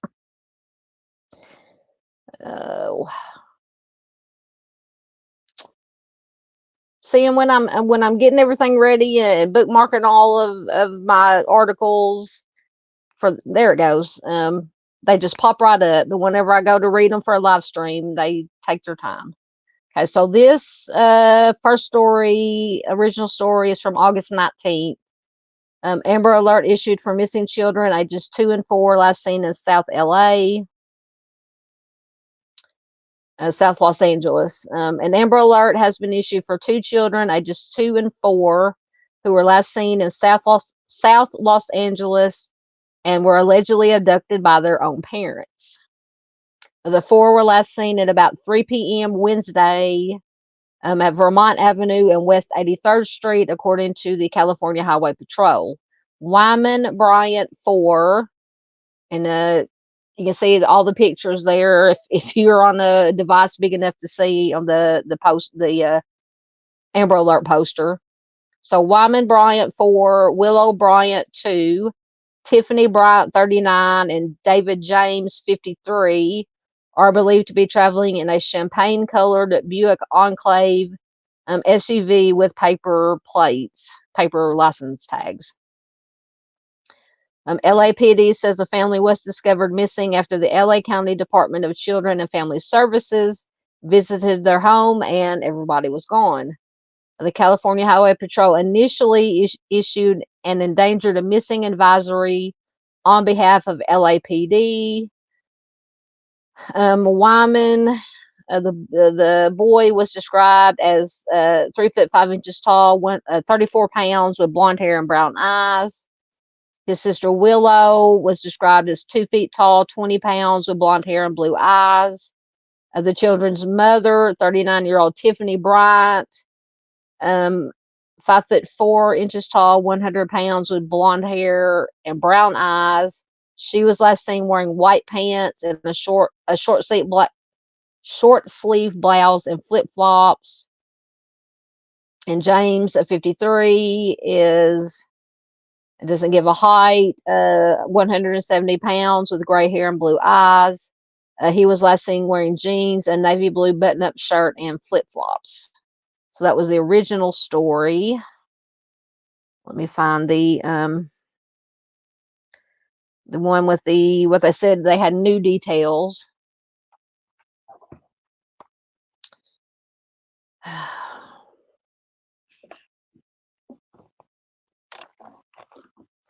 Once again, maybe it will come up in a timely manner.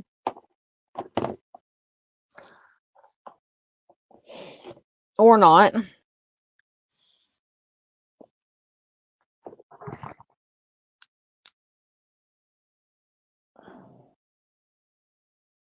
Oh yeah, Miss Barbara, I was going to ask you, because you said in I can't remember what live stream it was in. Maybe Mr. Steve's, that you had bumped into your dryer or something and you went to the hospital. I hope you're doing okay. She says she's still sore but doing okay.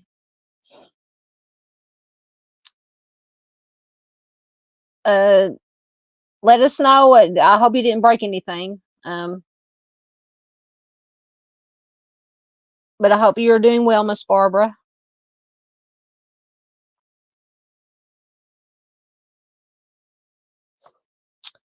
Oh, once again, it's taking its sweet time.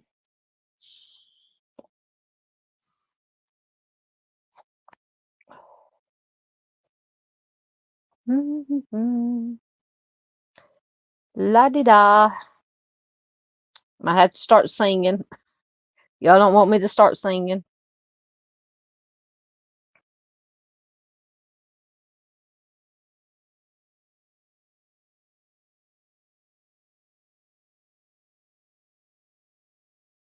Oh, that's excellent. Miss Barbara said it'll come up. She went to the hospital that night because her side was hurting so bad. They say it was a hematoma, which is a deep bruise. Didn't even know. She said she didn't even know it hurt. Didn't even know it hurt. So I'm glad you're feeling better. But yeah. So a really, really, really bad bruise, from what I understand, is what a hematoma is. A deep, deep bruise. I'm so sorry, Miss Barbara. Take it easy.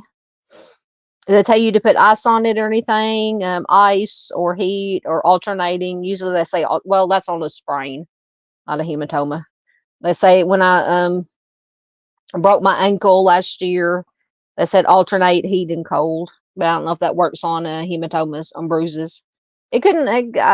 It couldn't hurt, I suppose. Okay, now we got the article is finally loaded.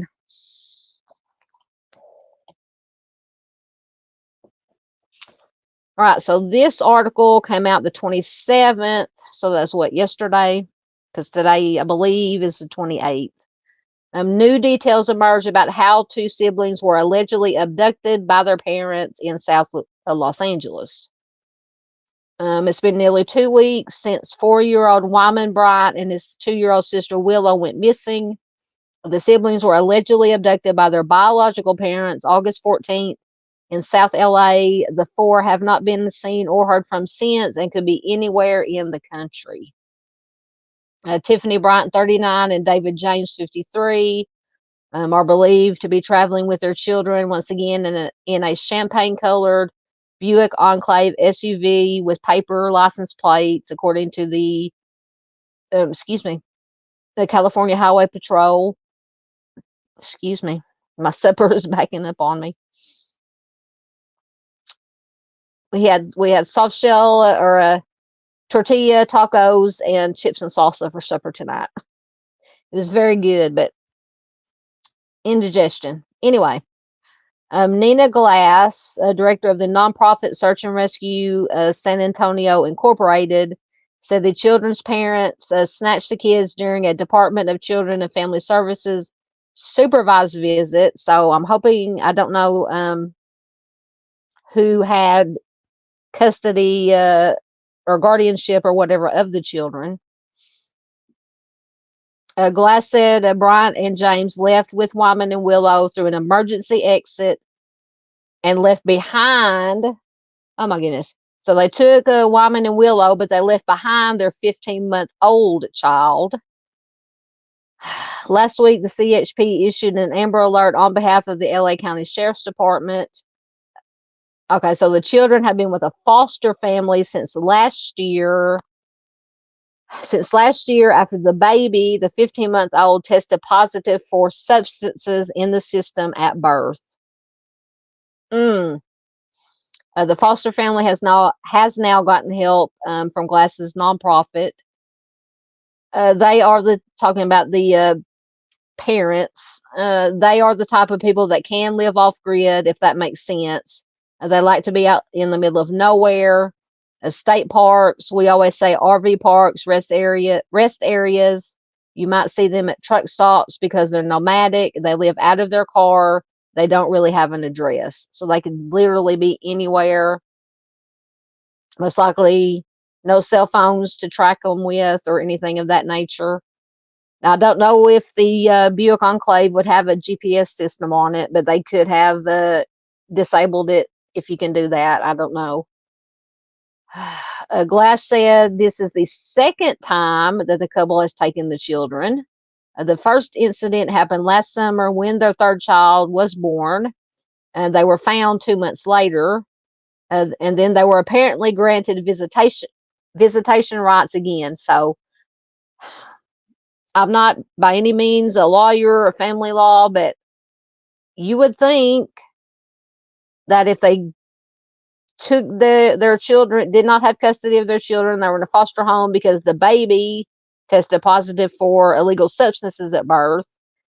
They take the other kids, kidnap them basically. They got them back. Why would they be granted visitation rights again? I don't understand. I do not understand. Glass said the best way to help is to spread the word and share the Amber Alert flyer to as many people as possible, which is that flyer there. I don't know if I've done it already, but I will share it. If you do Facebook, I'll share it in my Facebook group. I will share it on my community tab here on YouTube. So please share that poster anywhere and everywhere you can. Glass explained that this is not the type of search where you can actually say, we're going to go to this location and we're going to start searching, because they have no idea where they could be, literally anywhere. She says this is more of a nationwide search where everybody needs to be on the lookout for these people. Absolutely. Horrifying case. I don't understand why they were even, for one, if the 15-month-old was born with illegal substances in the system, that right there would be, if I was in charge, would be no way, you're not having anything to do with these kids, not even visitation rights. And then they kidnap them one time, they find them 2 months later, they're given visitation rights or given back, and now they've kidnapped them and disappeared again. I cannot fathom it. But feel free to let me know what you guys think in chat, or if you're watching on replay, please leave a comment. All right. Okay, so Miss Barbara says, ice, but it's getting better now. I can move around. It got bad where I couldn't hardly move, but I'm better.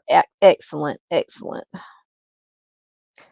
Dandy says to get arnica gel, ARNICA. I don't know. I've never heard of that, but Dandy always has very good advice, so I will trust her.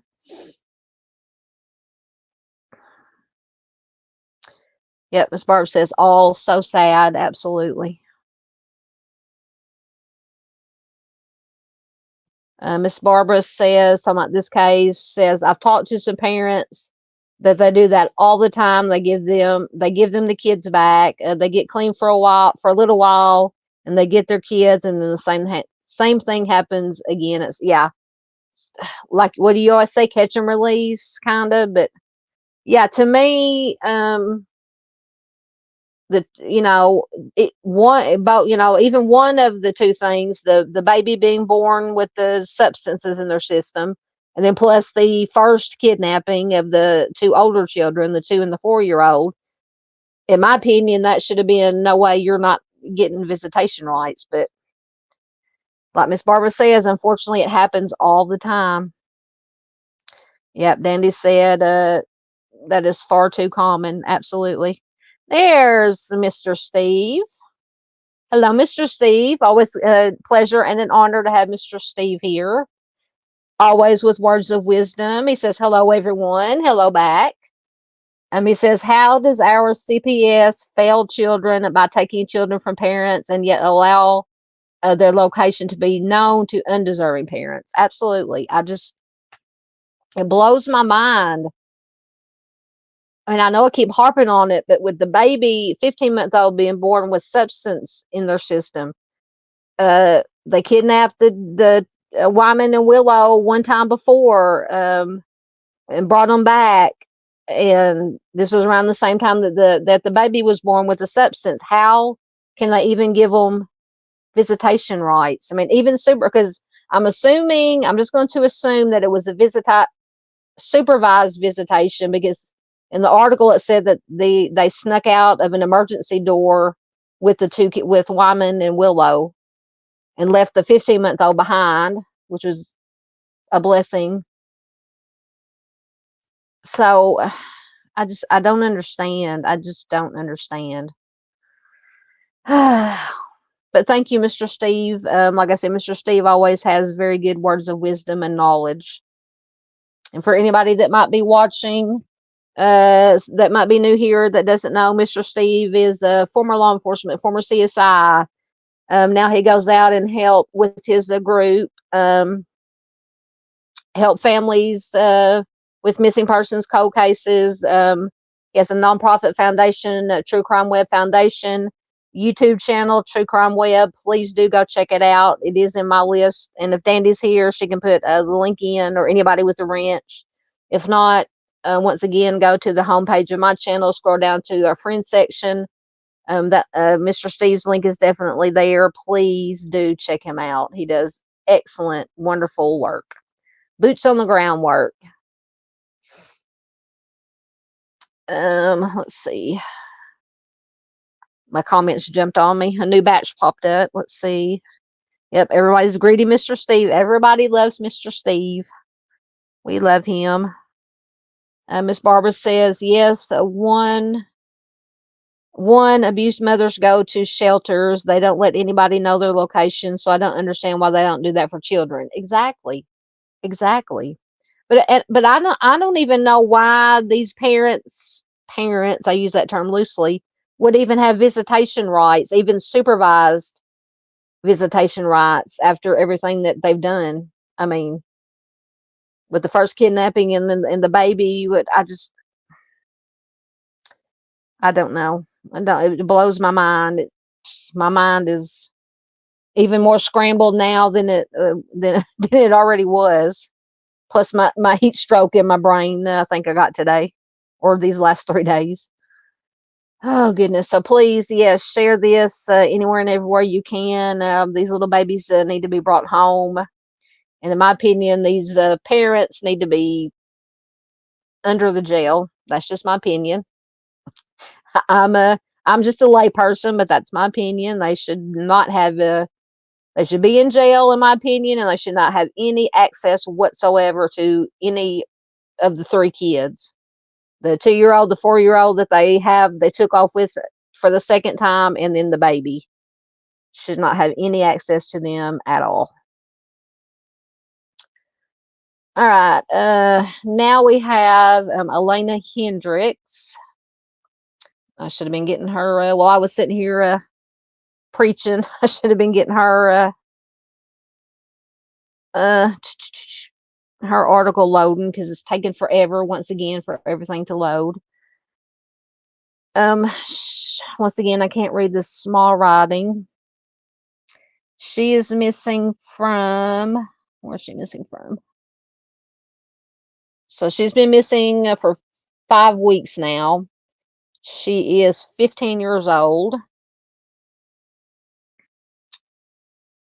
Virginia, Glen Allen, Virginia. I could make that out on the poster. Once again, waiting for the article to load. Talk amongst yourselves. We can chat while it's loading. Hopefully it won't. Oh, okay, just came up. Hold on 1 minute. Well, it came up and then it left. Dadgummit. Oh.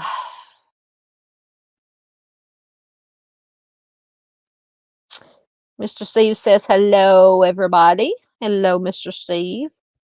I hope you and the family, Mrs. Steve and baby Steve and double alt and triple alt and Mrs. Steve's parents, I hope you are all doing well. I don't know if you're in, I'm assuming you're in Florida.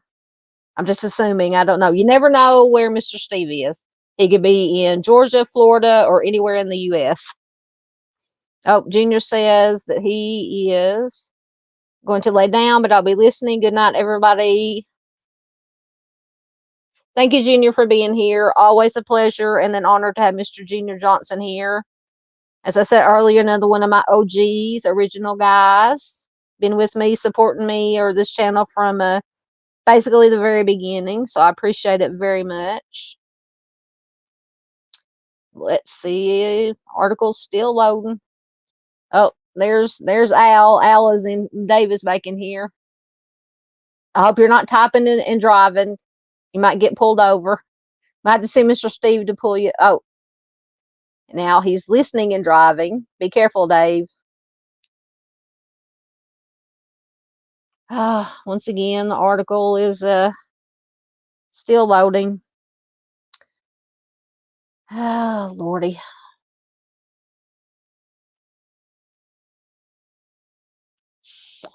Let me try to close out and start a new tab. Sometimes maybe that'll work again. Maybe.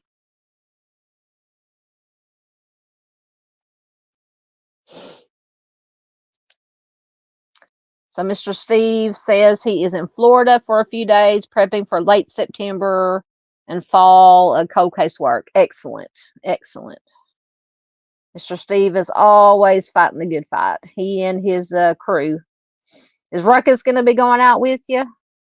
Or is Ruckus, I know Ruckus has his own stuff going on too. Why does it keep loading and disappearing? Oh my goodness. Come on.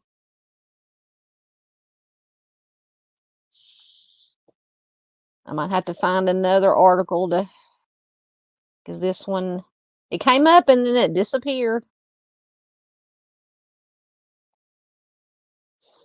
Bear with me. Bear with me. It wouldn't be a live stream if the dumpster fire didn't happen. Okay. Right. Maybe we got it. Finally. All right. So this is from August the 22nd. Alaina Hendricks. The search for 15-year-old Alaina Hendricks has entered its 5th week, leaving her Campbell County family desperate for answers. Excuse me, once again. Hendricks, who was staying at a group home in Henrico, ran away with another girl, and no one has reported seeing her since. Her family is growing increasingly concerned as the days go by without any word from her, and I believe they did find the other girl that she ran away with. Sybil Nance, who is Alaina's aunt and her guardian, says, as a parent, your clock does not stop. You're constantly worrying. The days, evenings, and weekends we go with no contact. We just sit and wait. Hendricks was last reported seen at a Sweet Frog store in Glen Allen, Virginia, before she and another girl, Haley Yost, ran away together. Yost was found 2 weeks ago, but there's been no sign of Alaina. Her aunt says, we got a phone call that she went missing and that law enforcement had been contacted.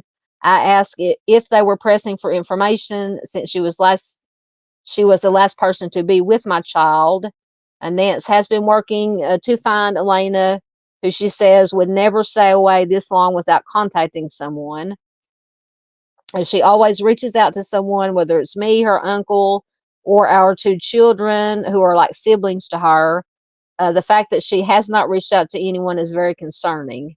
The family is also concerned that Alaina is without her medication. The family is now asking the community for support in bringing her home safely. Her aunt says, we just need her to know that she's loved and capable of being loved. We need to know that she is safe. If she is running, fair enough, but we need to know that she is okay. Henrico Police and the Campbell County Sheriff's Office have stated that they are actively following leads in the case, but at this time there is little information that they can share with the public. So hopefully they do have some information, some leads to go on. We are asking the community and law enforcement to not forget about Alaina. Absolutely not. That's why I do my channel and these videos and live streams, to bring you this information so they're not forgotten. Keep their faces out there, their names out there, and hopefully bring a good conclusion. We are asking the community to, it just disappeared again. It said we are asking the community to share her story and her information, which is absolutely what we're doing here. And it just disappeared. That was the end of the article. I was just going to give the phone numbers to call. Let me see if I can get it to come back. The phone numbers, I can't read them, but the phone numbers to call should be on the missing flyer that's on the right-hand side of the slide.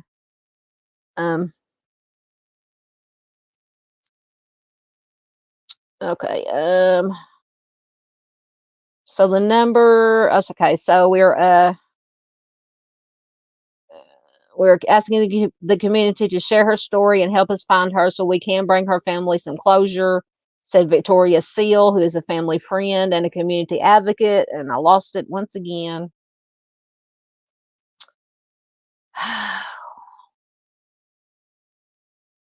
Hopefully you guys can read the number on the slide there. If I can get it to come back long enough to give the numbers. Anyone with information on her whereabouts is asked to contact Campbell County Sheriff's Office at 434-592-9580 or Crime Stoppers at 888-798-5900. Yes, I got them in before they disappeared again. So please, and I will if I haven't already, or I will again. I know I shared all these missing flyers that I've used tonight. I've shared them on Facebook, in my group, and on my page, or my profile page. And I believe I will share them again if I haven't already. I will share them on my community tab here on YouTube. Please share them anywhere and everywhere you can. Let's see.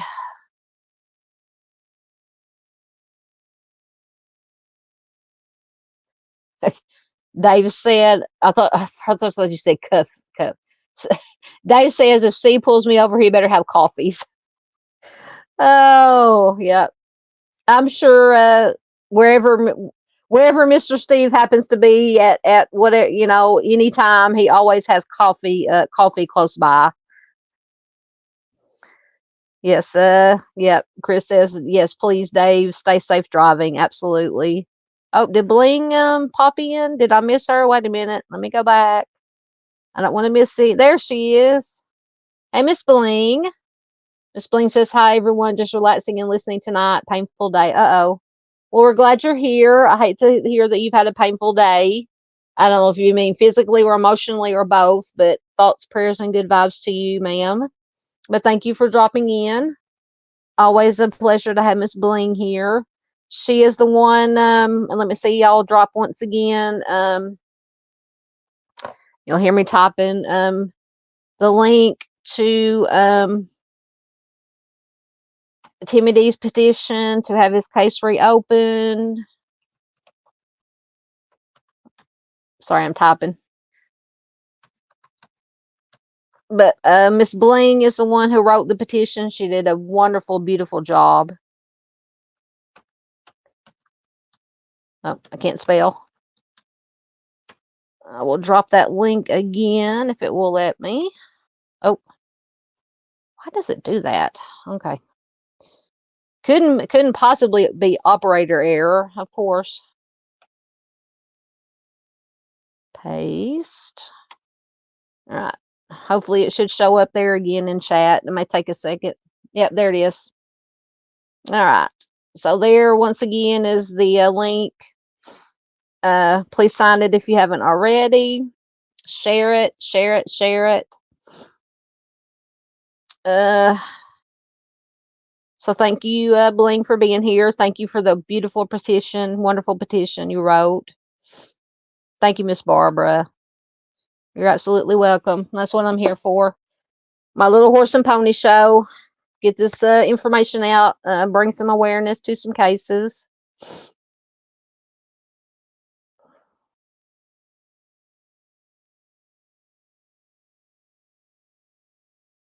Okay, so Mr. Steve says Ruckus will be assisting and doing some work, travel for the foundation if all goes as planned. Excellent. Excellent.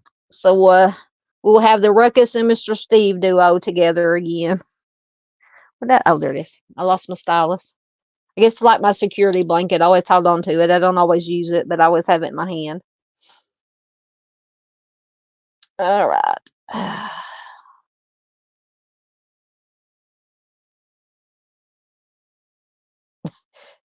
Mr. Steve's talking to Dave, says, Dave, out on the prowl, if I pull you over, we have both entered into a time warp. Yeah, because Dave is up east and Mr. Steve's down south.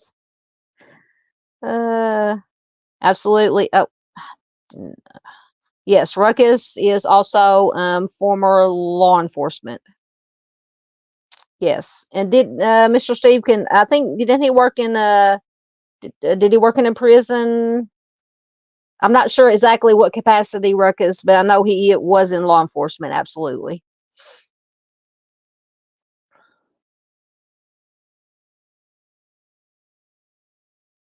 Okay, so Miss Barbara says she has seen Alaina's story and shared it. Thank you, Miss Barbara. Bling says, do I have a missing page on Facebook? I have a group called Southern Gaucho Crime. Yes, we share missing persons, cold cases, any kind of anything true crime, missing persons, cold cases, unsolved cases. Yes, it is, like I said, called Southern Gal True Crime.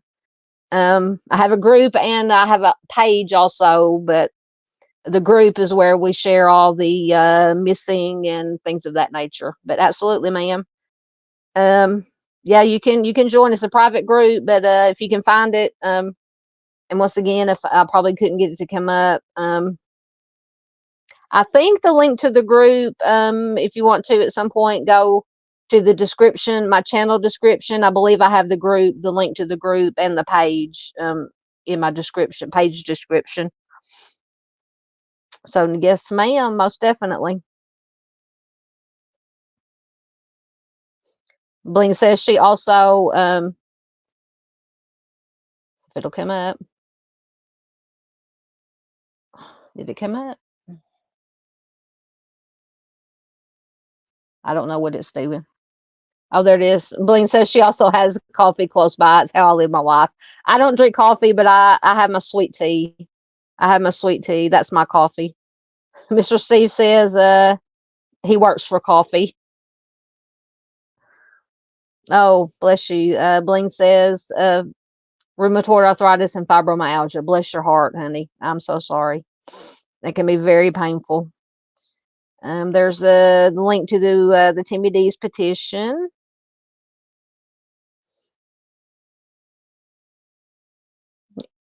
You are so welcome, Bling. I don't know if you were talking to me. You said you were so sweet to me, but you're very welcome if you're talking to me. Absolutely.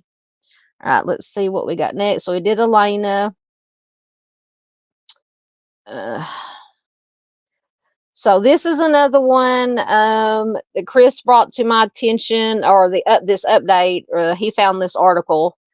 I think a couple weeks ago. While I'm talking, let me see if it'll load.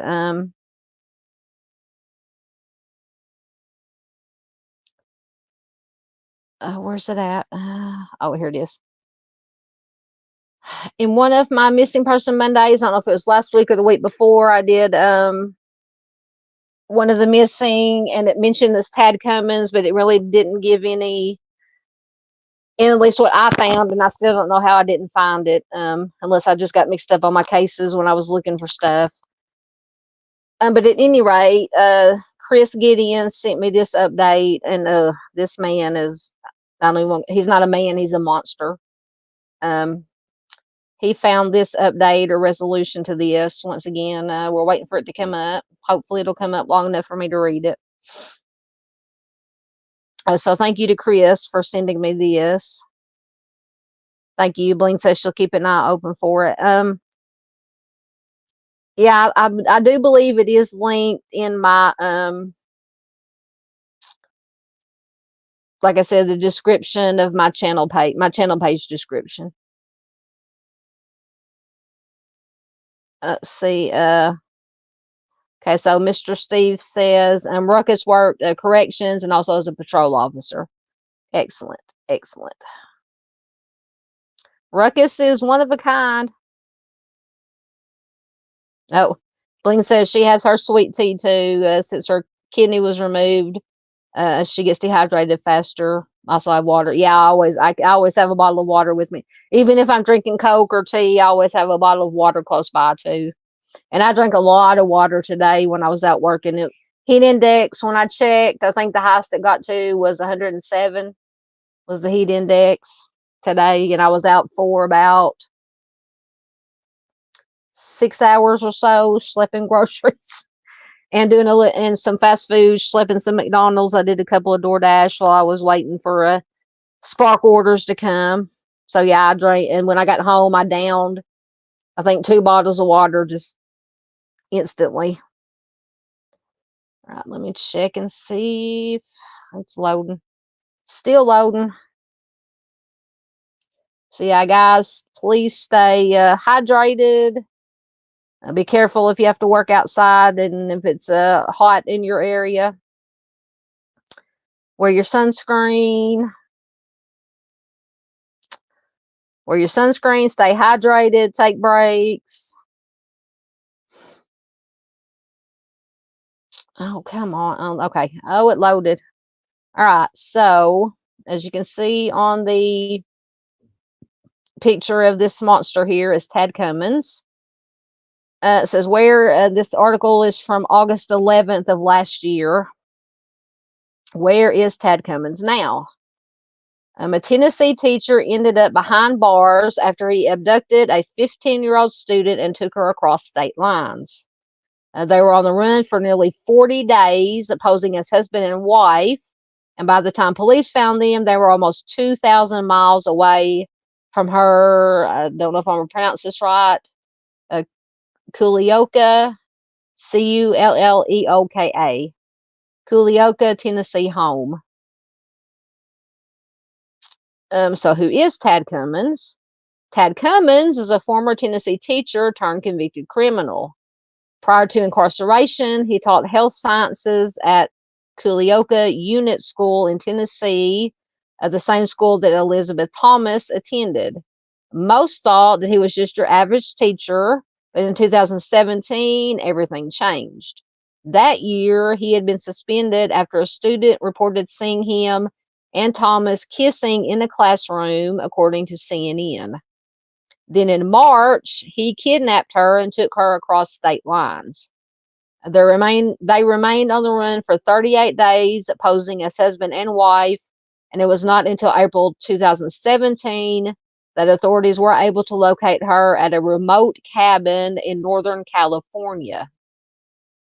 So he took her all the way from Tennessee to California. She confessed to being manipulated and essayed by Cummins, according to ABC News. He was then arrested and charged in connection to the kidnapping. So where is he now? Tad Cummins spared Thomas the trauma of a trial by pleading guilty on April 5th of 2018 to charges of transporting a minor across state lines for the purpose of engaging in criminal SA conduct and obstruction of justice. In January of 2019, he was then sentenced to 20 years in prison. Today we got justice for a brave victim. Middle District of Tennessee U.S. Attorney Don Cochran said outside the courthouse. He says, "We feel good about it." During sentencing, Thomas addressed the court, saying in an emotional impact statement that Cummins had, quote, robbed her childhood.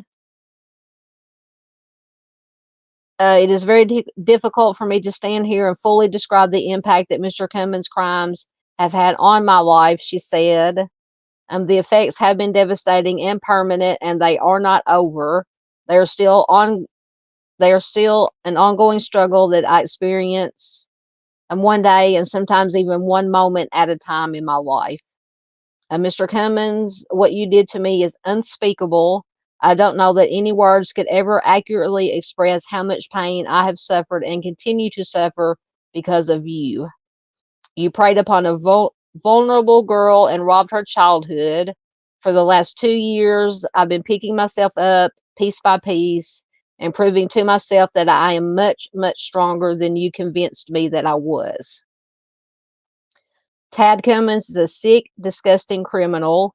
I believe Mr. Cummins' sentence should be 38 years in prison, 1 year for each day he kept me away from my family. In 2020, Cummins asked the court to release him early due to the Rona concerns, but District Judge Alaina Hendricks denied his request, calling his argument weak. Moreover, given the egregious conduct of the defendant and its impact upon the victim and her family, his release from custody after serving such a small portion of his significant sentence would subvert the sentencing factors that this court must consider, Trager wrote in her ruling. His release would result in an insignificant sentence that would not reflect the seriousness of his offense, promote respect for the law, be a just punishment, or protect the public from further crimes of this defendant.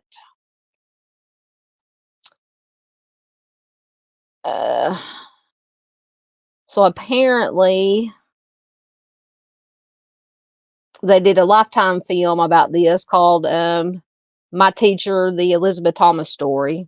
So if anybody watches Lifetime, you might can find it.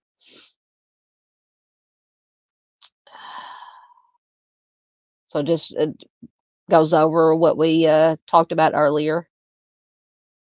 So that is, thank you for Chris for sending this to me. But what a strong, even after everything that Elizabeth went through, what a strong young lady she is. Absolutely. All right. Get caught up in your comments. I think that was the last one I had. Yep.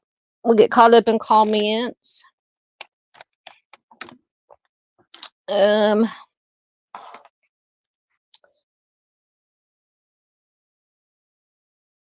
Okay, thank you. Yes, Chris said this was my Tennessee Missing Monday. Thank you.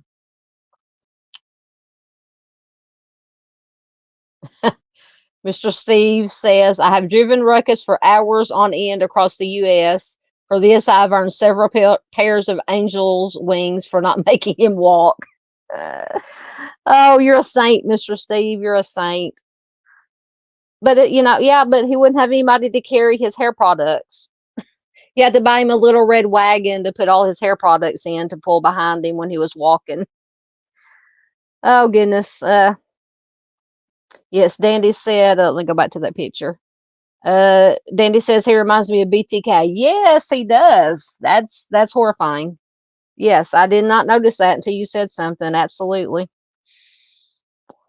Yep. Both despicable, I won't even call them human beings.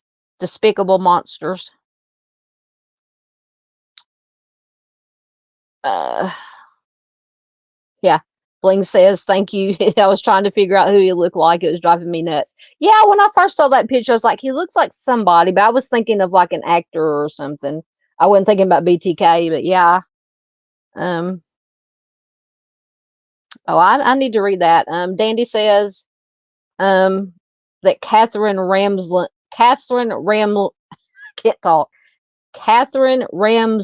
book about BTK is a good read. I need to read that. But there are so many books, fiction books and biographies and true crime books that I've got on my list to read, and I haven't gotten around. I start a book and read a little, and then I get distracted or with working on something else, and I never go back to it. Miss Bling says, I have researched many serial offenders. I like to learn how they tick, but I can't with BTK. He's too much for me. Freaks me out. Yeah. Not even not even taking into account the horrificness of his crimes, but just when he was caught and arrested and he had to get in front of the court and tell all the crimes, recount them, and just the cold, matter of fact way that he just recounted it, just like it was, sitting down and have a lunch or going grocery shopping, about what he did to his victims. It's just horrifying. It was just horrifying. Yeah. Dandy says he's a mind F of a deep dive. Yeah. Yeah, Bling says she does not want to get into his head. Uh-oh. So Dave said if you're traveling with Ruckus, you're probably going to need lots of ketchup. Oh, Lord, what is with the ketchup? I don't even know if I want to know about ketchup. You might have to explain that, Dave. But not while you're driving. If you're driving. Oh, Dandy says she has never finished the book. It's horrible. Yeah, I can imagine. You talking about the one BTK? Yeah. I mean, yeah, because I can watch horror movies or read horror books, because horror is my favorite genre. Besides true crime, I could watch horror movies, read horror books all day long, all night long, and sleep like a baby when I can sleep. But the real life, like reading biographies or books about serial offenders and stuff. That is, and watching TV shows and documentaries about real life offenders, serial offenders. That's what keeps me up at night. Okay, so Dave says it's an Irish thing. What ketchup? I'm from Irish heritage. I don't know what the ketchup thing is, because I'm almost half Irish. Because my dad's side was pure Irish. My great grandparents came over during the potato famine. My dad looked like a leprechaun. He looked like the Lucky Charms on the cereal box, the Lucky Charms guy. I don't know about ketchup. I know about taters, about potatoes. I don't know about ketchup, but I've never been a big ketchup fan. So, but the only thing I like ketchup on is if we eat corn dogs. But then I'm weird and I mix ketchup and mustard together and eat it with my corn, dip my corn dogs in it. That's about the only time I eat ketchup. Sometimes I'll if I have fries. Sometimes I never eat mustard except when I mix it with the ketchup for the corn dogs. But anyway, enough of my eating habits.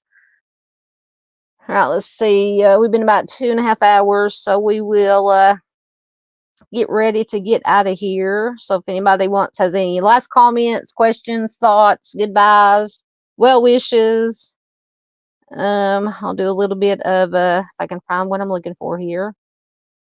So I talked about earlier, you can find me on the Facebooks, the group and the page, both called Southern Gal True Crime, obviously. So you should be able to search on Facebook and find them. I think I'm the only Southern Gal True Crime, I believe, on there. The group is more active. Like I said, everybody posts the missing posters, missing cases, cold cases, any kind of cases. Please, if you haven't already, please hit that like button. If you're watching replay, leave a comment after the stream or after you watch replay. Share anywhere and everywhere you can. It's the most important thing that you guys can do to help get this information and awareness out to as many people as possible. If you're new here or haven't subscribed already, please consider subscribing. That also helps. What else do I got?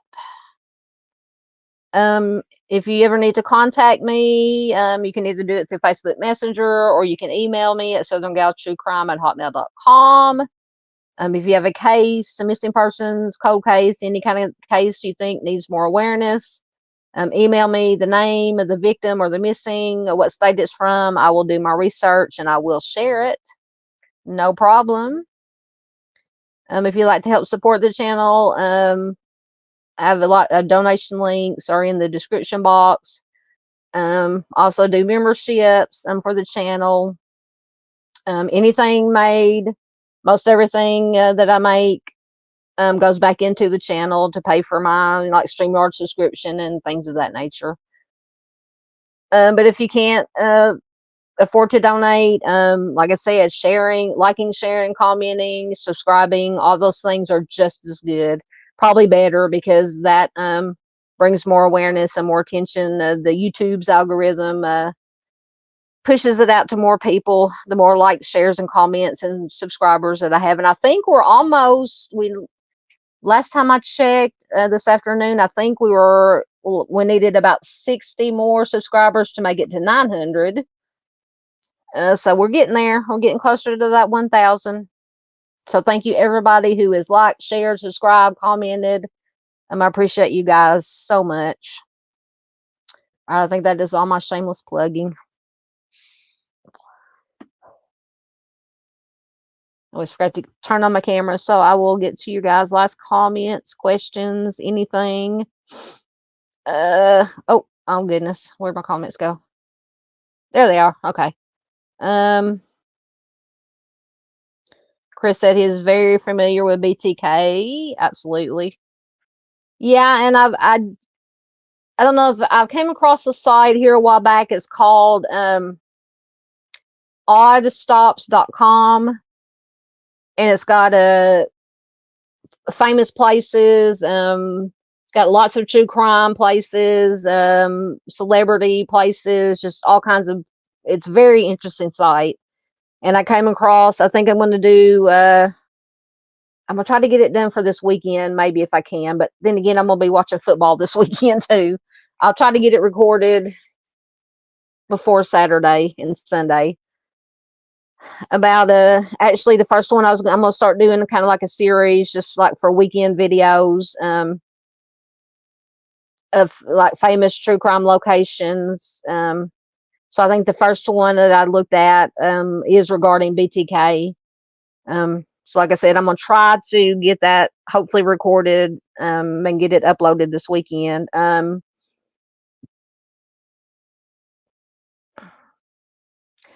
Absolutely. Mr. Steve says anything spoken by a narcissistic psychopath should be taken with a grain of salt. Yes.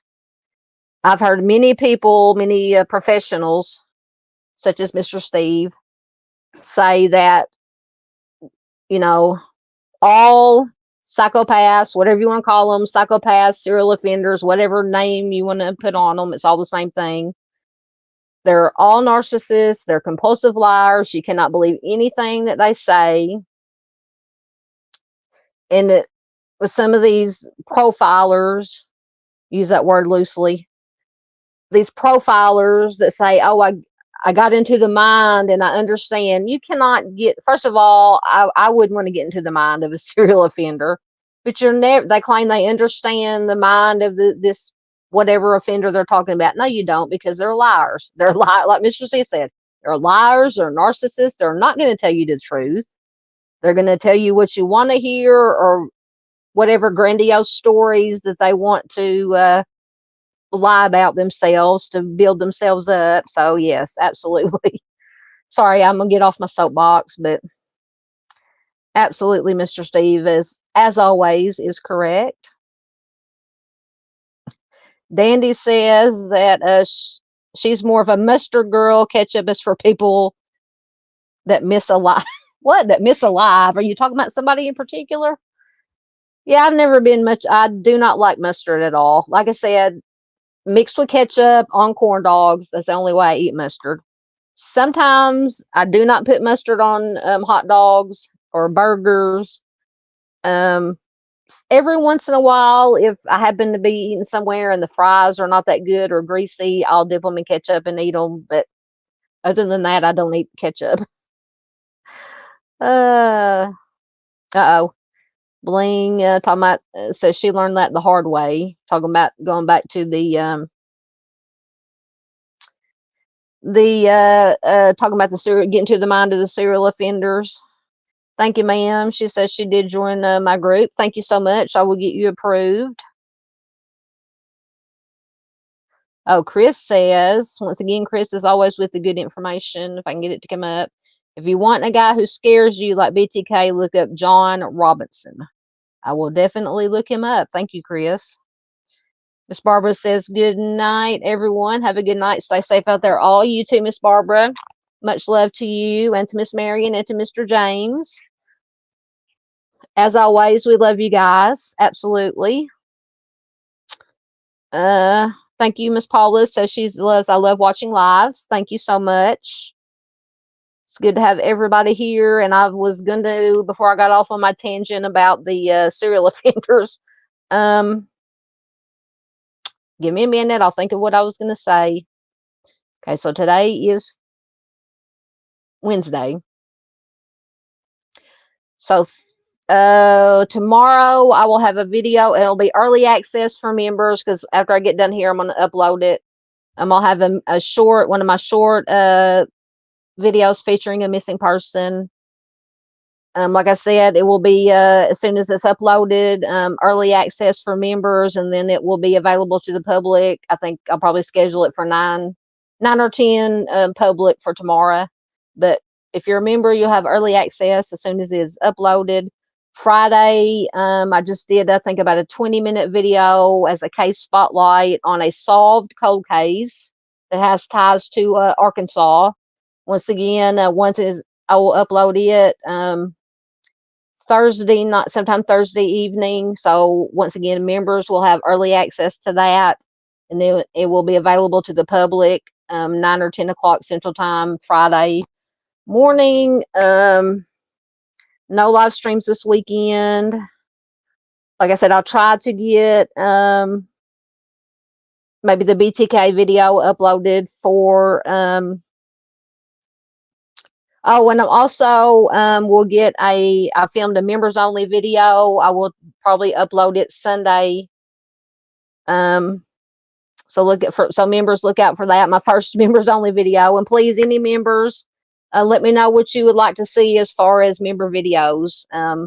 What subjects or what you would like me to do for you guys for member videos. So look for that Sunday. Hopefully the BTK video either Saturday or Sunday. Let's see. Oh, we got some more words of wisdom from Mr. Steve. If I can get them to come up. Mr. Steve says, many people have questioned my way of reasoning, and I have no inkling of how a psychopath reasons other than they are all self-serving. Absolutely. They're going to say, like I said, either something that is self-serving to them, or whatever, whoever's questioning them wants what they think they want to, want to hear. But yeah, you cannot trust anything that they say. Absolutely not. Thank you so much for Mr. Steve. Always an honor and a pleasure when Mr. Steve pops in. Always good to have him here. Good to have everybody here. Thank you, everybody that was here. I don't know if I can go through. Miss Paula's here. Mr. Steve, Miss Barbara, Dandy, Chris, Bling, Junior Johnson was here. Dave. I don't want to miss anybody. Miss Barbara. I might have already said her, but that's okay. Miss Marion was in earlier. Mr. James was in earlier. Michigan Wifey was here. Junior Johnson. I'm probably repeating myself. Trying to get everybody. Anybody who was lurking, thank you for watching. Everybody watching replay, thank you so much for watching replay. If I forgot to mention you in chat, I'm so sorry, but thank you for being here. So I'm going to quit babbling now and get out of here. And get my everything set up here, what I'm looking for.